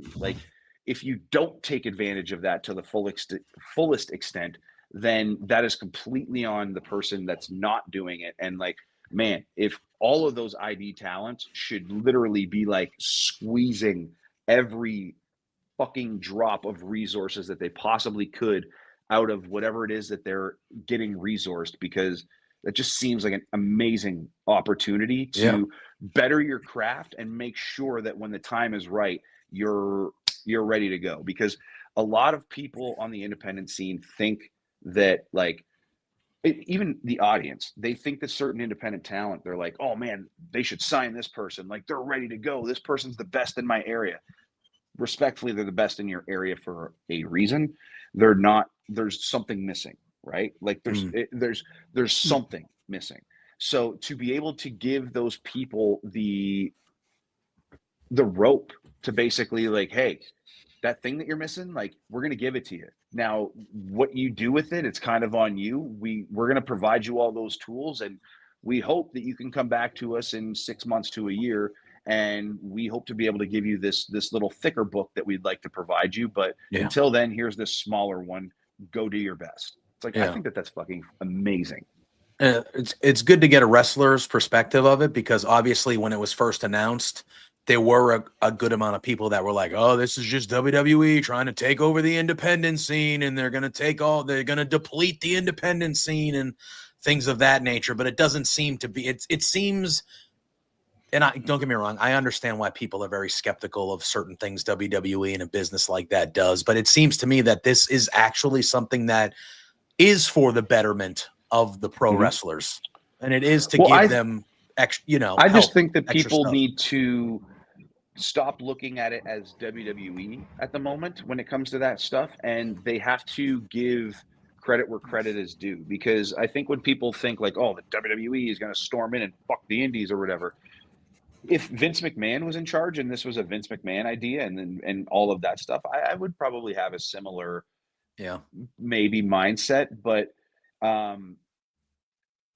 Hunter lived has that life. given me zero, literally zero inclination to think that he has one single terrible thought about doing anything wrong in the business. You know what I mean? He seems very progressive. I've only dealt with him like 1 or 2 times, but like he was the nicest dude. Like he talked to me like a normal human being. Like he talked to me as if I was on his level, and that's the thing where people don't understand that. It's just like when like Vince, there was literally a fucking thing in like when we had to sign where it's like you're not allowed to look at Vince. Like that's a real thing. Like when you got your email of the do's and don'ts, like that's wow. in fucking capital letters. I've heard that from multiple people that it says do not make contact, do not try to talk to, do not even approach. I've heard that from multiple people. Clearly reads it or adheres to that, but yeah, that was the thing. And like, dude, like I Hunter is very, again, for the business, and until he gives me a reason to think that otherwise, I would only assume that he's doing whatever is best for the business. And you might not see it at the moment, but you're going to eventually realize that there's not a single decision that dude has made that's been bad, like he's, and it's not to sound like a nut rider, but like he's just, I agree. I can't think of anything that he's done like since he's taken the reins over that has been bad. Like, yeah. And Pluggo, you said it kind of at the end when we started talking about this WWE TNA thing, and I didn't even think about it before we started getting into this conversation. But now with the WWE ID thing, maybe if they feel like a certain wrestler that they've ID'd and they have this deal with is ready, maybe instead of, hey, coming to Florida and doing NXT, why don't you go to TNA for a little bit and wrestle in TNA? And then if you succeed and you swim there, cameras, TV. Yeah, there's cameras, it's TV stuff. It's you can learn there too, in a smaller aspect. It just feels like if you tell me a single person that loses out of that situation. Exactly. Nobody. It's exposure for everybody. It feels like they're still doing the NIL thing where they're signing like college athletes and then training them from the ground up. But we've seen that like you still need wrestlers that wrestle, that's what they like, because you might not hit as many times with the NILs as you build somebody from the ground up. You have a better chance of saying, hey, go do your thing. Here's all these avenues that we have for you. And if we think we're ready, we'll take you in, and then boom, there you go. So I think so far it's been a good thing for everybody. I've got no complaints. I mean, I'm not getting ID'd anytime soon. I think it's amazing what he's doing. Like, I mean, one thing that like just tickled my heart, like I was just like, oh, this is just the best, man. And I love Chris Sabin so much. I think that he's just the sweetest human being in the world. I've always wanted him to have an opportunity to wrestle for the WWE or WWF or whatever it was. So the fact that like him and Alex Shelley get to do it as the Machine Guns, and the fact that they were tag team champions, like it's just 3 matches. Oh, this is 3 matches. So cool. Like, yeah. But and not a single human being was just like, oh, I shouldn't have done that. Yeah. No, that's the even the most tribalistic fans was like, yep. This is cool. Well, I feel like we ran into that. I know you said you only saw some of this past week's episode, but we have to talk about Penta and his debut. As good a debut as you could want, in my opinion. He had the perfect dance partner. Chad Gable is just so damn good, and he makes everybody look good. That match was incredible. The crowd immediately knew who he was. They were chanting the Sierra Miedo. Like that guy is going to sell them $1 million worth of merchandise. He has a badass look. It's just, it's like that they're going to sell 1 billion of those masks. 1 billion. When I saw that they put the masks and the shirts up for sale, like the Monday morning, the afternoon. Yeah, exactly. Yeah. I saw it on my phone and I looked over at Tid and I laughed and I was just like, this motherfucker is going to sell more masks by the time that he debuts than he ever did in AEW. Like combined. Anywhere, yeah, anywhere. Mrs. Pluggo did not know who Penta was. She was watching. Well, how did she feel? Was she like, wow, she goes, who's this guy? Well, it was a weird Monday Night Raw for her because she saw the pedigree attempt, the Eagles game. She's like, why are they showing football highlights? Why are you? I thought you were watching football. And I was like, no, it's because he they did the pedigree Triple H's move. So I'm explaining that to her. And then Penta shows up and she's like, what's going on today? Yeah. Like, but I said, hey, it's professional wrestling. This is what we do. Yeah. And look at it was good. It was a good debut. It was fun. Yeah. It was fine. He had a killer match. I saw the discourse about it being long-winded and over his time, but the show was only 2.5 hours, so I can't imagine they cut anything substantial. And like that guy's been wrestling for a very, very long time, and you could tell how happy, like when he came down for his entrance, and even before, like I don't think I had ever seen Penta smile ever, and he couldn't stop smiling before that match started. Like he literally couldn't stop smiling, and I was like, "Do you know how much this means to this guy?" Like, and honestly, he's showing you how much it means to him. You know, I don't even think that was like his best showing by far, and it was still really good. Like he's once he like Chad Gable, great dance partner, but there's so many better dance partners for him there than Chad Gable that are going to like showcase what his true talents really are. Oh my. Yeah, dude, him and our truth is gonna rule. He's gonna be a merch machine. He's gonna be a merch machine, and then sooner or later this year, his brother's gonna show up, and they're gonna be the Lucha Brothers, and they're gonna be the best tag team in the friggin' company immediately. It all lines up very, very well for them. They made it a point too. Like Michael Cole kept saying, like he's considered widely like the number 2 luchador of all time behind Ray.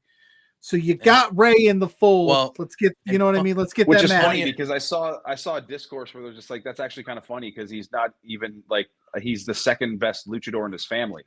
Yeah. Right. They were like second best of all time behind Rey Mysterio, if not right there. So you've got that match, and that's clearly why they said that in his debut. We're gonna get that too, which will be cool. And I think that answers like Dustin in the chat goes, "What's the WrestleMania match prediction for Penta?" I think it should be him and Rey Mysterio one-on-one, 100%. That's 100%. That should be the match. Ray's the answer. Ray, like that. Yeah, that's the answer. That's what I think. Dustin also has a question for you from a little earlier. He says, question for Ben, is there a match type that you haven't competed in that you'd like to before you finish up? Ooh, good question. A wagon wheel on a pole match. Oh, Spencer's being a smartass, though. He says, wait, a luchador turning on Rey Mysterio? Yeah, I mean, look at, never would happen. His own son turned on him, so anything is possible. As far as kind of matches, like I mean, wrestling in IWS for as long as I have, like it's basically like IWS rules. Like so, there's not really rules, like it just you kind of just whatever happens. So like I've gotten accustomed to that, and like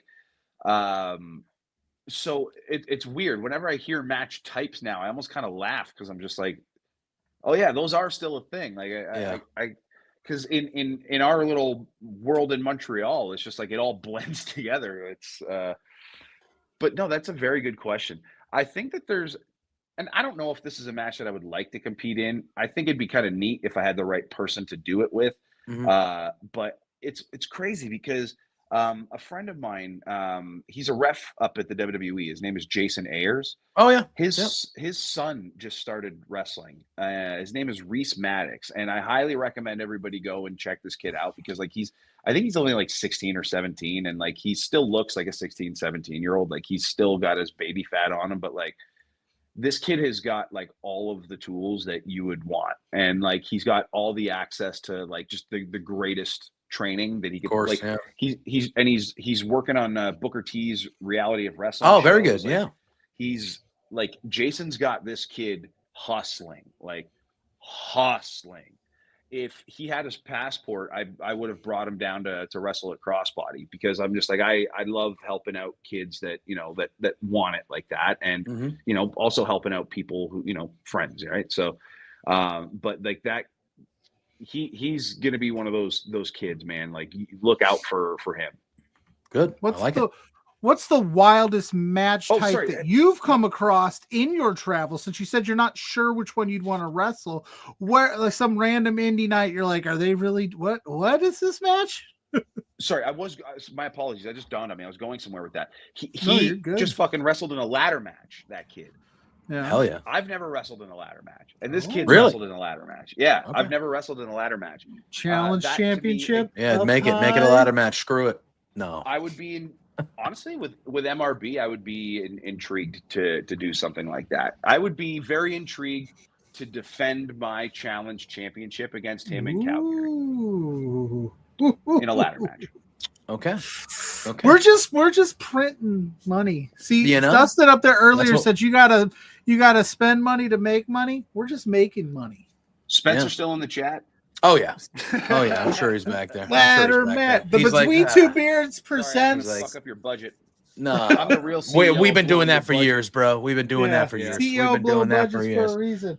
But Yeah. I think we're on to something here. MRB, Big Ben Ortmanns Challenge Championship, hanging Spencer from the says, rafters. "No, I'm not in the chat. I'm not in the chat at all." Spencer says, Hanging from the rafters. Winner takes all. I love it. "Yeah, Let's book it. MRB is no stranger to a ladder match. I can't believe I you've would never say, been I would in a say ladder one of the match. greatest That matches in surprises LPW me. history. Yeah, that's crazy. Not a lot, even in IW. Yeah, Even when never you a ladder mention the match, no. IWS, like that's crazy. You've Mhm. never been in an official ladder match. But what is the Yeah. craziest match you've ever came across where you're like, they're doing what? What's the stipulation there? Literally anything that Manny does. Fair. Yeah, That's fair. When Manny's on a card and Manny is getting involved, it's literally, oh fuck, let's go. And like, I always just like, I think I ask him this every single time I know that he's about to wrestle or do anything. I'm just like, you good? Yep. Are you gonna die today? Yep. Okie doke. And it's just like, and it's one of those like, it brings you joy to watch someone like him like murder himself the way that he does, which is like an absurd thing to say, but like people don't understand that he loves this shit. Like he loves to do, like when you see like I think it was Effie that might have hit him with a light tube the one night, and like half of his ear was like hanging off or something like that. It was ridiculous. And dude's just like, yeah, that's the business. That was a good shot, brother. Like, well, the doctor's like downstairs, Like sewing him up. Yeah, and he's got like chunks of glass like in his back, like those. It's Fucksville, and like you're like, what is wrong with you? And he's just like the happiest dude. Like, and I would he's like, love man, to like, pick his brain because that's just such that dynamic of like the death. I don't know match how people do. mindset Yeah, I don't know like, how people get that. fascinates me. Like, I obviously could never do anything pro wrestling related physically ever in my life, but I don't even know how pro wrestlers get psyched up to the point with some of the shit I see in deathmatch. Like, how do you psych yourself out for that? For some of those? well, I things? don't think that it's a secret that Manny enjoys to dabble in the extracurriculars. Yeah. yes. maybe numbing the pain a smidge. What that does, I don't know, but I'm going to assume that maybe they correlate somehow. But all I know is that as fucking wild and as crazy as that man is, I would literally take a bullet for that guy. I would do anything for that dude. I love that dude to pieces, and anything that he does genuinely scares me, but I watch with like this passion because I'm just like, oh, please don't die, please don't die, please don't die. But like at the same time, you're like, I know how excited he is to do all this stuff. So it's a very weird thing. Yeah. Have you ever had to try to convince Manny to not do something? That's or the locker dumbest room thing that you could potentially even try to do. And Yeah, no, he's gonna be like, I'm doing it. No, that thought would never cross my mind because if Manny's gonna do something, he's gonna do something. And you're not going to tell him no. It's his company, and he's earned the right. He's been doing this for 147 years. Like we're all there because of the hard work that dude has put in, and like him and Andrew, obviously, like, there's a team there, right? But like, man, if it wasn't for Manny, a lot of us aren't doing the cool things that we're doing, and like. Right now, like there's a movie that's being produced about our company that's going to eventually, I think that they've already said it, but like it's going to end up on Netflix eventually. And dope. like, and like there's other things that are happening right now within that company that I don't know what I'm allowed to say, so I just won't. But like, there's so many cool things that we're doing and that they're doing, and it's just like it's unheard of on an independent wrestling level. Like, it's I don't understand how IWS doesn't get more flowers than it does, because the things that our team down there is doing and what we've been doing is fucking revolutionary. And like, I'm just grateful to be like a very, very small part of it. But the balls that these guys have to try everything that they do, it's like, man, the fact that they get to bring the fact that they bring me along for the ride is like the coolest thing in the world. And man, like, everybody should be aspiring to do what that crazy son of a bitch in Montreal does, because he's doing it better than everybody. Yeah. Yeah. I love it. I mean, the IWS shows that I've tuned into, it's a lot of fun. There's crazy stuff. There's a lot of, weapons and those type of matches if you're into that type of stuff, but they do it very well. And they do it. don't like you, do, Ben. The fans, yeah, they don't. Anyway. The fans do not like you. Huh? If I could define what IWS is in a word, it's passion. Yeah. It's passion from the performers, and it's passion from the office, and it's passion from the crowd. Yeah. And there's just something there in the air that I can't explain. Like, when I was injured and I was concussed, and like, I had to sit and watch for 9 months, and I had to watch the first GCW versus IWS show go down without me. And I was fucking heartbroken that I was sitting there watching that show with not being there, watching every single person. Like, I think almost every person from GCW came out and did this to the crowd, and nobody cared. Yeah. Like, respectfully, and I don't mean that to sound rude, but the moment that I came back, and it was literally everybody was back to doing that for me. And I've realized something about my relationship with Montreal, and it's the reason why I love performing for that crowd so much. I realize what my role there is, and I know exactly what my role there is, and it allows me to embrace it with the most passion that I can, because what I've realized, and I've never actually said this publicly before, what I know that I am is I'm therapy for that audience. And what I mean by that is we have a relationship, myself and that audience.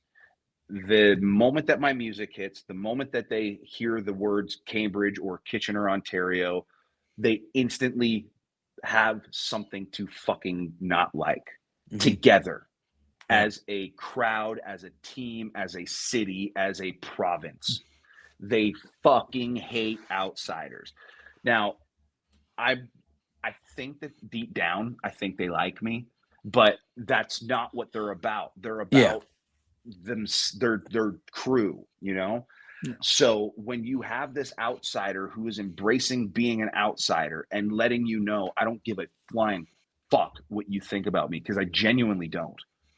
That gives them somebody as a team to be like, dude, he's not lying. Like, he really doesn't fucking care. But here's the thing. All of us don't give a fuck either. And that's the beauty in the whole thing. It's because they have that 15 to 20 minutes or 10 minutes, however many minutes that I get to be out there. That audience has that exact amount of time to forget all about their life's problems. They have that time to forget everything, like whatever is bothering them, if it's a job, if it's something at home, if it's bills, if it's whatever. We all need a punching bag. I'm their punching bag, and I'm completely fine with it because I can handle it and I can take it and I can swing back. And there's just something about that, knowing that you've got a punching bag that you can fucking hit, and knowing that the punching bag at the end of the hitting session will be like, are you okay? Are you good? Yeah. Good session. Are you sure it's because she didn't wear are you sure it's not because of the Toronto Blue Jays inspired gear, knowing in Montreal they lost their baseball team? Well, their Toronto Blue Jays are their baseball team now because they don't have one, so they should. It's true. It's true. Shut up. I will say, and obviously, as someone not in the wrestling business, like in the wrestling side of the wrestling business, I view that stuff like when you say the story of how, they stopped doing the middle fingers. And then when you came back, they did, like, that's a sign of respect to me. Like, also, like, it's like, yeah, we're going to boo you. We're going to hate you because your character is doing things that we're going to make us boo you and hate you. But we're going to do this because we respect the shit out of you. Like, it's a sign of, it's not the same, but I view it as like, when Dom Mysterio started wrestling a couple years ago, he was getting go away heat. Like, we don't like you. You're terrible. Get the fuck off my screen. Now he's my favorite wrestler right now. Yes. Now he still gets that go away heat, but now everyone has seen him get better for the last couple years. And now it's like respectful go away heat. It's like, yeah, we're going to give you the same heat because that's what your character needs from us, but we like you now. We respect you. We've seen that. Like, I almost feel like there is a level of that from the fans, even when they are getting after you. It's like, no, we're doing this because we respect what you do. I'd like to think that that's sort of a similar case because I do believe that the audience hated me for real for a while because looking back on it, like, I understand it. Like, I feel, and again, I could be completely wrong about this. I've theorized this for a couple of years now. Nobody's corrected me to this point. So, like, I'm just going to keep saying it until somebody does. Fight them. But I genuinely feel like the way that I was brought into the company, I think that the audience felt like the company was trying to force feed me as the new Speedball. Like, I think that they felt like they were trying to swap us out because Speedball was on his way to, Impact and do his stuff. And, like, me and him had built up this feud and to the point where we sold out MTELUS. Like, we were still only the second people, like the second group that has sold that building out. So I think that they thought that they were going to, because I'm a kicky guy as well, that they were basically just going to try to like swap, and they were like, nope, you're not him, fuck you. And that was never the intention, but I could see where they would think that. So I think that there was real like animosity towards me for a while until I think, again, I could be wrong, until they were on me, and then I'm trying to be a baby face. And the one night, I think I was wrestling Ben Tull, and the crowd just started chanting, Benjamin, Benjamin. And I remember I was like, just trying to be an idiot and be like, oh, thanks. And then I looked over and like Tull was mad that I did that. And he's just like, that's for me. And then as soon as like the audience saw that happening, I was just like, all right, well, now I'm kind of in this weird situation where we're like chatting about it. So I got to try to get some sort of reaction. So I'm like, did one of these to the audience, and they just booed, like passionate. Like I've never been like booed like that before. And it hurt me. Like, it legit, I like, are you fucking kidding? And like, it was in that moment when I was just like, okay, well, tell you what, fuck every single one. And like, that's where it all started. And like, because it was like this real moment where like I was thrown off by what they were doing, and I was like, man, I bust my fucking ass for you guys. I don't wrestle this crazy anywhere. Like, I put my body on the line for you fucks, and like, you can't even respect me as a performer. Like, fuck you. Like, I took that real personal, and I think that's just when the whole thing kind of began. And I'd like to think that, again, hopefully maybe it's gotten to that point where maybe they respect me now. I'd like to think that they do.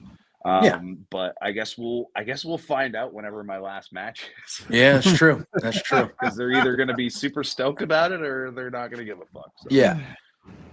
Let's hope that they are super stoked about it. I would think that's gonna be a good time. That's gonna be a good time whenever that last match for them with you happens. I think that's gonna be a good time, and I think you'll see. Why are you gonna cry? The respect that they already give you, but you'll see. I'm excited to see what it is. To be honest with you, I'm excited to see whatever. Like, because I have no clue. Like, I genuinely don't know. Like, I don't think Andrew knows, but I think, but all we know is that like we've discussed, that my last match is certainly going to be in Montreal. And I basically, I think if I remember correctly, what I said to Andrew almost word for word was like, I'm giving you carte blanche on how to put the bullet in my head. You get to choose my death. So there you go. I like it. I'm kind of leaving it up to them, and I don't Death mind. by cottage cheese and tuna. Cottage cheese and tuna, What if after, I don't know if you go out on your back or however it goes, but what if after the match they just poured cottage cheese and tuna all over? I would probably light the building on fire. Fair. I mean, that'd be a good way to go out. That'd be a crazy way to go out. Lighting the building on fire. Yeah. Again, we're just printing money. Yeah. Obviously, we talked about it at length. Your match that's coming up with LPW in our last few minutes here. We talked about MRB and kind of how you're feeling going to wrestle him and what he should expect and stuff like that. But obviously, you've had a relationship with Spencer. You've had a relationship with us and love wrestling as a whole for a little while now. So we're all stoked that you're coming to wrestle and you get to do this in your final year. But like, honestly, how excited are you to experience Love Wrestling and stuff like that? Obviously being on the independents, I know you're in Montreal, they're on the other side of Canada and Edmonton, but like, the last couple years as LPW has grown and really put a footprint in the Canadian wrestling scene, as an observer, how excited are you to finally be like, hell yeah, I get to go experience, what this is like what you've heard from every other wrestlers? Like, how excited are you just to come to Edmonton and experience that? Stoked. I was just thinking about this like the other day because it was just maybe something I just wasn't really thinking of earlier, but like just getting the chance to experience the locker room and just getting to meet a whole lot of new faces and get to see a lot of new wrestlers that I've never seen wrestle before. And certainly not out of like disrespect or anything. It's just, again, like you only have so much time in the day, right? And like I've heard so many good things about like so many different people down there, so I'm excited to experience them in person, because again, watching somebody on YouTube is one thing, but like experiencing their aura and just like what they bring to a room is a whole other ball game. So like I've done like I've met Zoe Sager before, but again, I've never actually seen her live. So being getting the opportunity to watch her wrestle live is going to be something I'm going to be very excited about, because I see the energy and I see the vibe that she brings to that company and to that particular crowd. So getting to experience, I'm a crowd guy. Like I love the feel, like I love being in those moments. And I'll be honest with you, I think the thing that I'm looking forward to the most, and which is completely selfish, is just the moment that I get to stand in the ring, because I'm assuming respectfully I'm going to be the first person played to the ring. I'm not the champion, MRB is, and getting to experience that, getting to just have that minute and a half or minute or whatever it is, however much time he takes to get his ass out there and do his thing, just to have 60 seconds to myself while MRB gets down to the ring, where I can stand in there and just observe and just kind of take it all in, and take in the entrance and just take in the energy and just take in everything. You know what I mean? Like that's my moment of like, it's like I pause for a second, you know what I mean? Where it's just like I don't have to, the focus isn't on me. I get to just kind of be to the side, and I get to just kind of observe, and man, like that's the stuff that makes me feel good. Soak it in is the best way to explain it. And I'm excited to see what the rafters look like and what the lighting looks like, and just like all of those different things that you'll never get to experience until it's time, because again, like you could be there for rehearsals, you could stare under the exact same lights when nobody's there, but when that audience is full and the music is playing and the pressure is on and it's time to fucking go, and you have no option but to go, that just that's a drug, man. Like, that's the drug right there. It's like it's that feeling that you can't fucking explain. It's a very cool venue. Very unique, very cool venue, the Rec Room in Edmonton. I got to go last year for an LPW show, and it's a very cool atmosphere. The crowd is amazing. The roster's amazing, but it's a very cool, unique venue.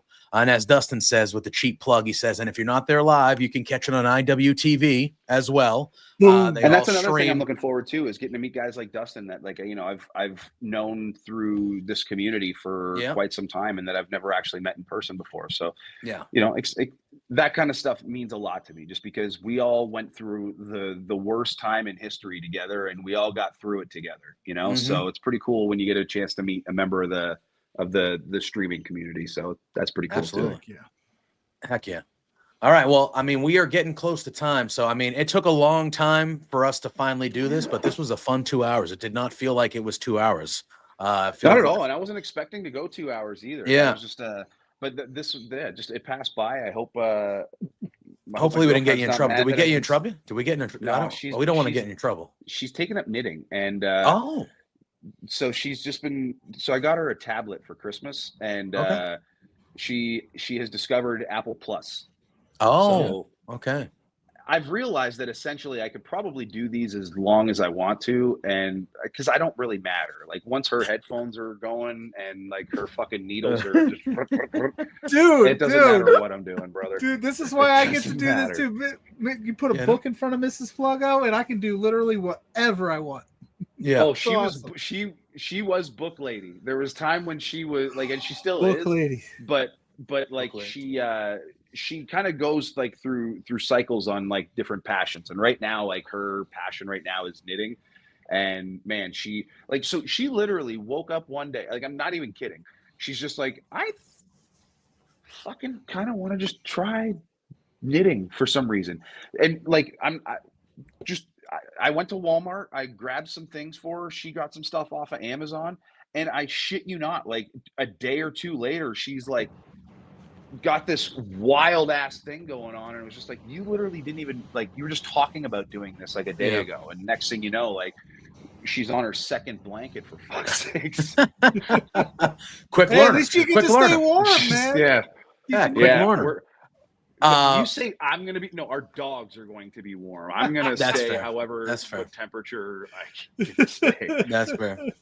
Well, dude, this was a great time. Thank you for taking the time to join us tonight. Obviously, I know it took a while for us to get here, but we need to make sure we do this at least a few more times in your last year as you are doing your thing. We would definitely like to, and beyond, obviously. I mean, but we would definitely like to get you on here anytime you're available. So obviously we talk a lot, the three of us. We do keep in touch. Man, once my gym closes down, I'm gonna have nothing to do. I might bug you to see if I can become a co-host, for fuck's sake. Listen, we are always looking for more faces on this Love Wrestling train, brother. We're always looking for more faces. So who are we interviewing next week? Exactly. But obviously we know you're going to be at LPW. Who are we interviewing next week? Listen, let's keep it let's go, I don't even know. No. Obviously, we know you're going to be at LPW 33 at the end of the month, but let the people know where they can follow you. If you got any other matches or things coming up outside of the LPW thing, plug your stuff and do your thing, my man. So please follow me at Ben Ortmanns now. I've switched all of my social medias to at Ben Ortmanns. The only thing I haven't switched yet is my Twitch because I don't know how to yet. I'm sure I probably could, but I just got to look into it. But my Instagram, my Twitter is at just Ben Ortmanns now. Doing the cooking stuff, I'm trying to work with like some companies, and like they've actually provided me some stuff to like sign up for them. So I figure maybe Big Ben is Angry isn't like the best social media to have. If you're I was going to ask because you changed it midweek after I promoted it one way. Then I was like typing in Big Ben is Angry, and then it was not. I was like, wait, what's going on here?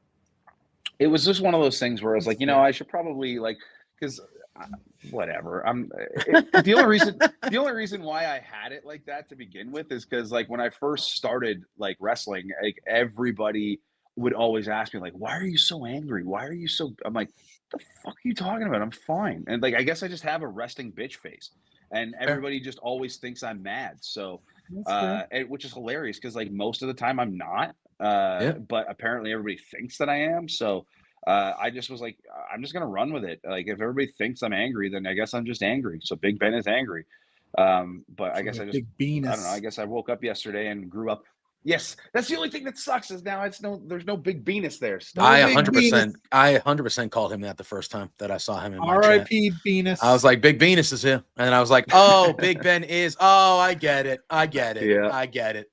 But no. All right. But no, if you can follow me there, as far as other matches and stuff go, my schedule is pathetic for a retiring pro wrestler. It's not very busy at all. I've got Edmonton and Montreal to promote. I have nothing going on in Ontario because my own province hates me and they can go fuck themselves if that's the case. Fair enough. So, and I don't mind wrestling in Montreal. Like I the funny thing is like for the last like 2 years, I've always said like I'm an Ontario resident, but I'm a Montreal pro wrestler. So I'm completely fine not wrestling in Ontario. Although I did see something there, like something about me and Pretty Ricky becoming a tag team. Somebody asked somebody asked the question like, when are you going to become a tag team with Pretty Ricky? Never. But he's like one of my, like, I look at him as one of my students, right? Because like I've helped him out quite a bit. And even though I didn't like help train him or anything, but like I've done a lot to help him. Him and I actually just had like our first like real singles match about like 2 months ago, I want to say, for this like newer company in Ontario called Norfolk Champion. Fuck, what is it called? NCCW, Norfolk City Championship Wrestling or something along those lines. I know it's Norfolk Wrestling. That's what I call it. But he and I got booked to wrestle one another, and we were pretty much written off. Like it was kind of like a match that they thought it was going to be a throwaway match. Oh, gotcha. And I took that personal and pulled Ricky aside and was just like, hey, like, I hope you brought your fucking work boots because we're going to tear the house down. Yeah, we're going to tear the house down tonight. Yeah. And we won match of the year. So hell yeah. Ooh. Hell yeah. Yeah. So we kind of threw that in everybody's face. And so as far as us tag teaming, no, you're not going to see that happening. If anything, I want Ricky to do well because like Ricky's one of those guys that if you don't know him and you're watching this, you need to go out of your way to find Pretty Ricky. I think all of his socials are at Pro Wildy. But he is like this throwback 80s guy with like this new age feel to him. Like he gets it. He's good. He's hilarious. He's everything that he's literally everything that you would want on your show and in your locker room and like the whole shebang. Everybody needs to know who he is. So I'm not going to team with him, but I love the kid. Love it. Sorry, we're going off on a weird tangent. No, you're good. You're good. All right, Pluggo. Between Two Beards. That's what we do here. We go off plug your things. Let the people know where they can find us, what we got coming up, and then we are going to get on out of here, man. Well, other than that, just go check out my cooking show on YouTube. Yes. YouTube.com/Ben Ortmanns. It's just you'll see a video called Pro Wrestler Tries to Make Gordon Ramsay Recipe. It's about 13 and a half minutes long. Give it a watch.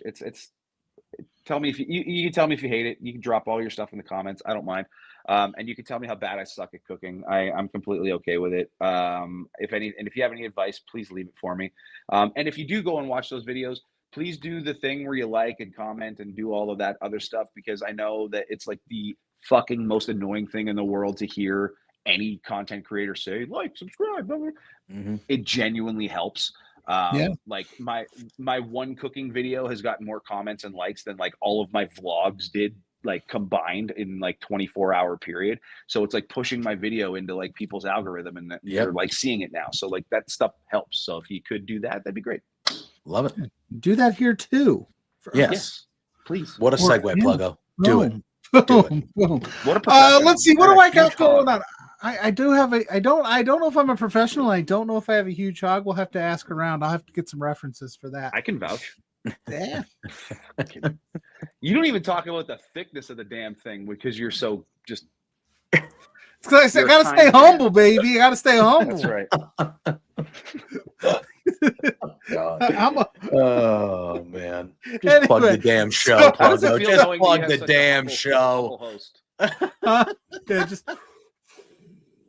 What I lack for in professionals, I make up for in hogism. Oh boy! But anyway, you can find me at PLUGGO on all Like social this. media platforms, going like that. That's right. Oh no! Oh no! You can find me Saturday morning, 10 a.m. with Blair Pacheco for Exposure Podcast. We are going to be previewing the Oil Rumble that we talked about very briefly for a hot second here for I Love Pro Wrestling, and the People versus GCWs this weekend. So we're going to preview that show as well. You can find my writings up on lovewrestling.ca. And then for Between Two Beards, you can find everything we got going on at B2 Beards on all show pages. You got to stay tuned to our socials because we got a lot coming up with the Royal Rumble coming up. We got some merch over there now. You might want to buy some merch because it's going to be flying off the shelves. But yeah, that's where you can find us. Heck yeah. Boom. You can find me at JPJ Loves Gaming on all social media platforms. I also have a Twitch as well where we do some fun stuff and play some games and things like that. Pluggo told you where you can find him and me every Thursday night here at 8 p.m., the flagship here at Love Wrestling. And then you can find me Tuesdays and Thursday mornings with Drew Nicholas, Firmly Love Wrestling. We talk WWE on Tuesdays and we talk AEW on Thursdays. That's where you can find me here on Love Wrestling. On Monday nights, Tuesday nights, and Friday nights, we do WWE watch-alongs. We watch Raw, we watch SmackDown, we watch NXT over on my own personal channel, which is that JPJ Loves Gaming. So if you watch those shows, you want to watch them with people, have a good time, hang out. It's a chill vibe. It's a good vibe. Swing on by when the WWE has their weekly shows on, and you can kind of catch me and some of my friends chatting it up over there. Pluggo's always swinging. Yeah, always. Just always. That's all he does. It's hard not to. Listen. It's hard not to. I'm not good looking, and I ain't got no money. There's a reason this is Pluggo. You're the only one saying that, brother. You're the only one saying that, brother. But again, Ben, thank you. Oh, I ain't got no money. My bank statement is saying I ain't got no money. I ain't the only one saying I'm broke. You should see the stack of bills on the countertop right now saying, hey, listen, old Pluggo, you can't be buying this shit. You might need to sell one of them Funkos, Hog. You might need to have the art smell, I'm sure a my few guy. of them cost a good penny. You can kind of get some recuperation. Ben, honestly, thank you again. This was well worth the wait. This is well worth the wait. Boys. We will get you on here often and sooner than how long it took us to get you on here the first time. We would definitely love to see your face more on these shows. So we appreciate you. I'm excited to bring my challenge championship on next time I come down. All right. We'll celebrate my victory. There we next go. Time that we do this. It's a date. It's a date. Yeah. For Sounds Ben, good. for Pluggo, for me, thank you to everyone in the chat. Thank you for the great questions and tuning in. You all know the drill. Until next time, say hi to Sue. Oh, and keep fit and have fun. There you go. Say hi to Sue. Peace out. Ben's got a massive Hey there, haul. Pluggo and JPJ. It's Trent's mom, Sue, and I have a bone to pick with you. So, I understand that you guys are being real idiots and spending your entire monthly budget. You've got to be kidding me. This is not the way to be when you're trying to run a business. Your boss, Spencer, is really pissed off at you. I'm pissed off at you. You have some nerve. Get a grip. You have to control yourself. You can't just go out and spend all the money that you're making, you two beards guys. Oh no, this is coming out so stupid. Anyway, behave yourselves, or I'm going to cut you off from watching AEW. You're no longer going to get to know, be able to meet my son. What? Or me. I'm sorry, this is like, I don't know. Anyway, thanks so much for being fans. Watch yourself.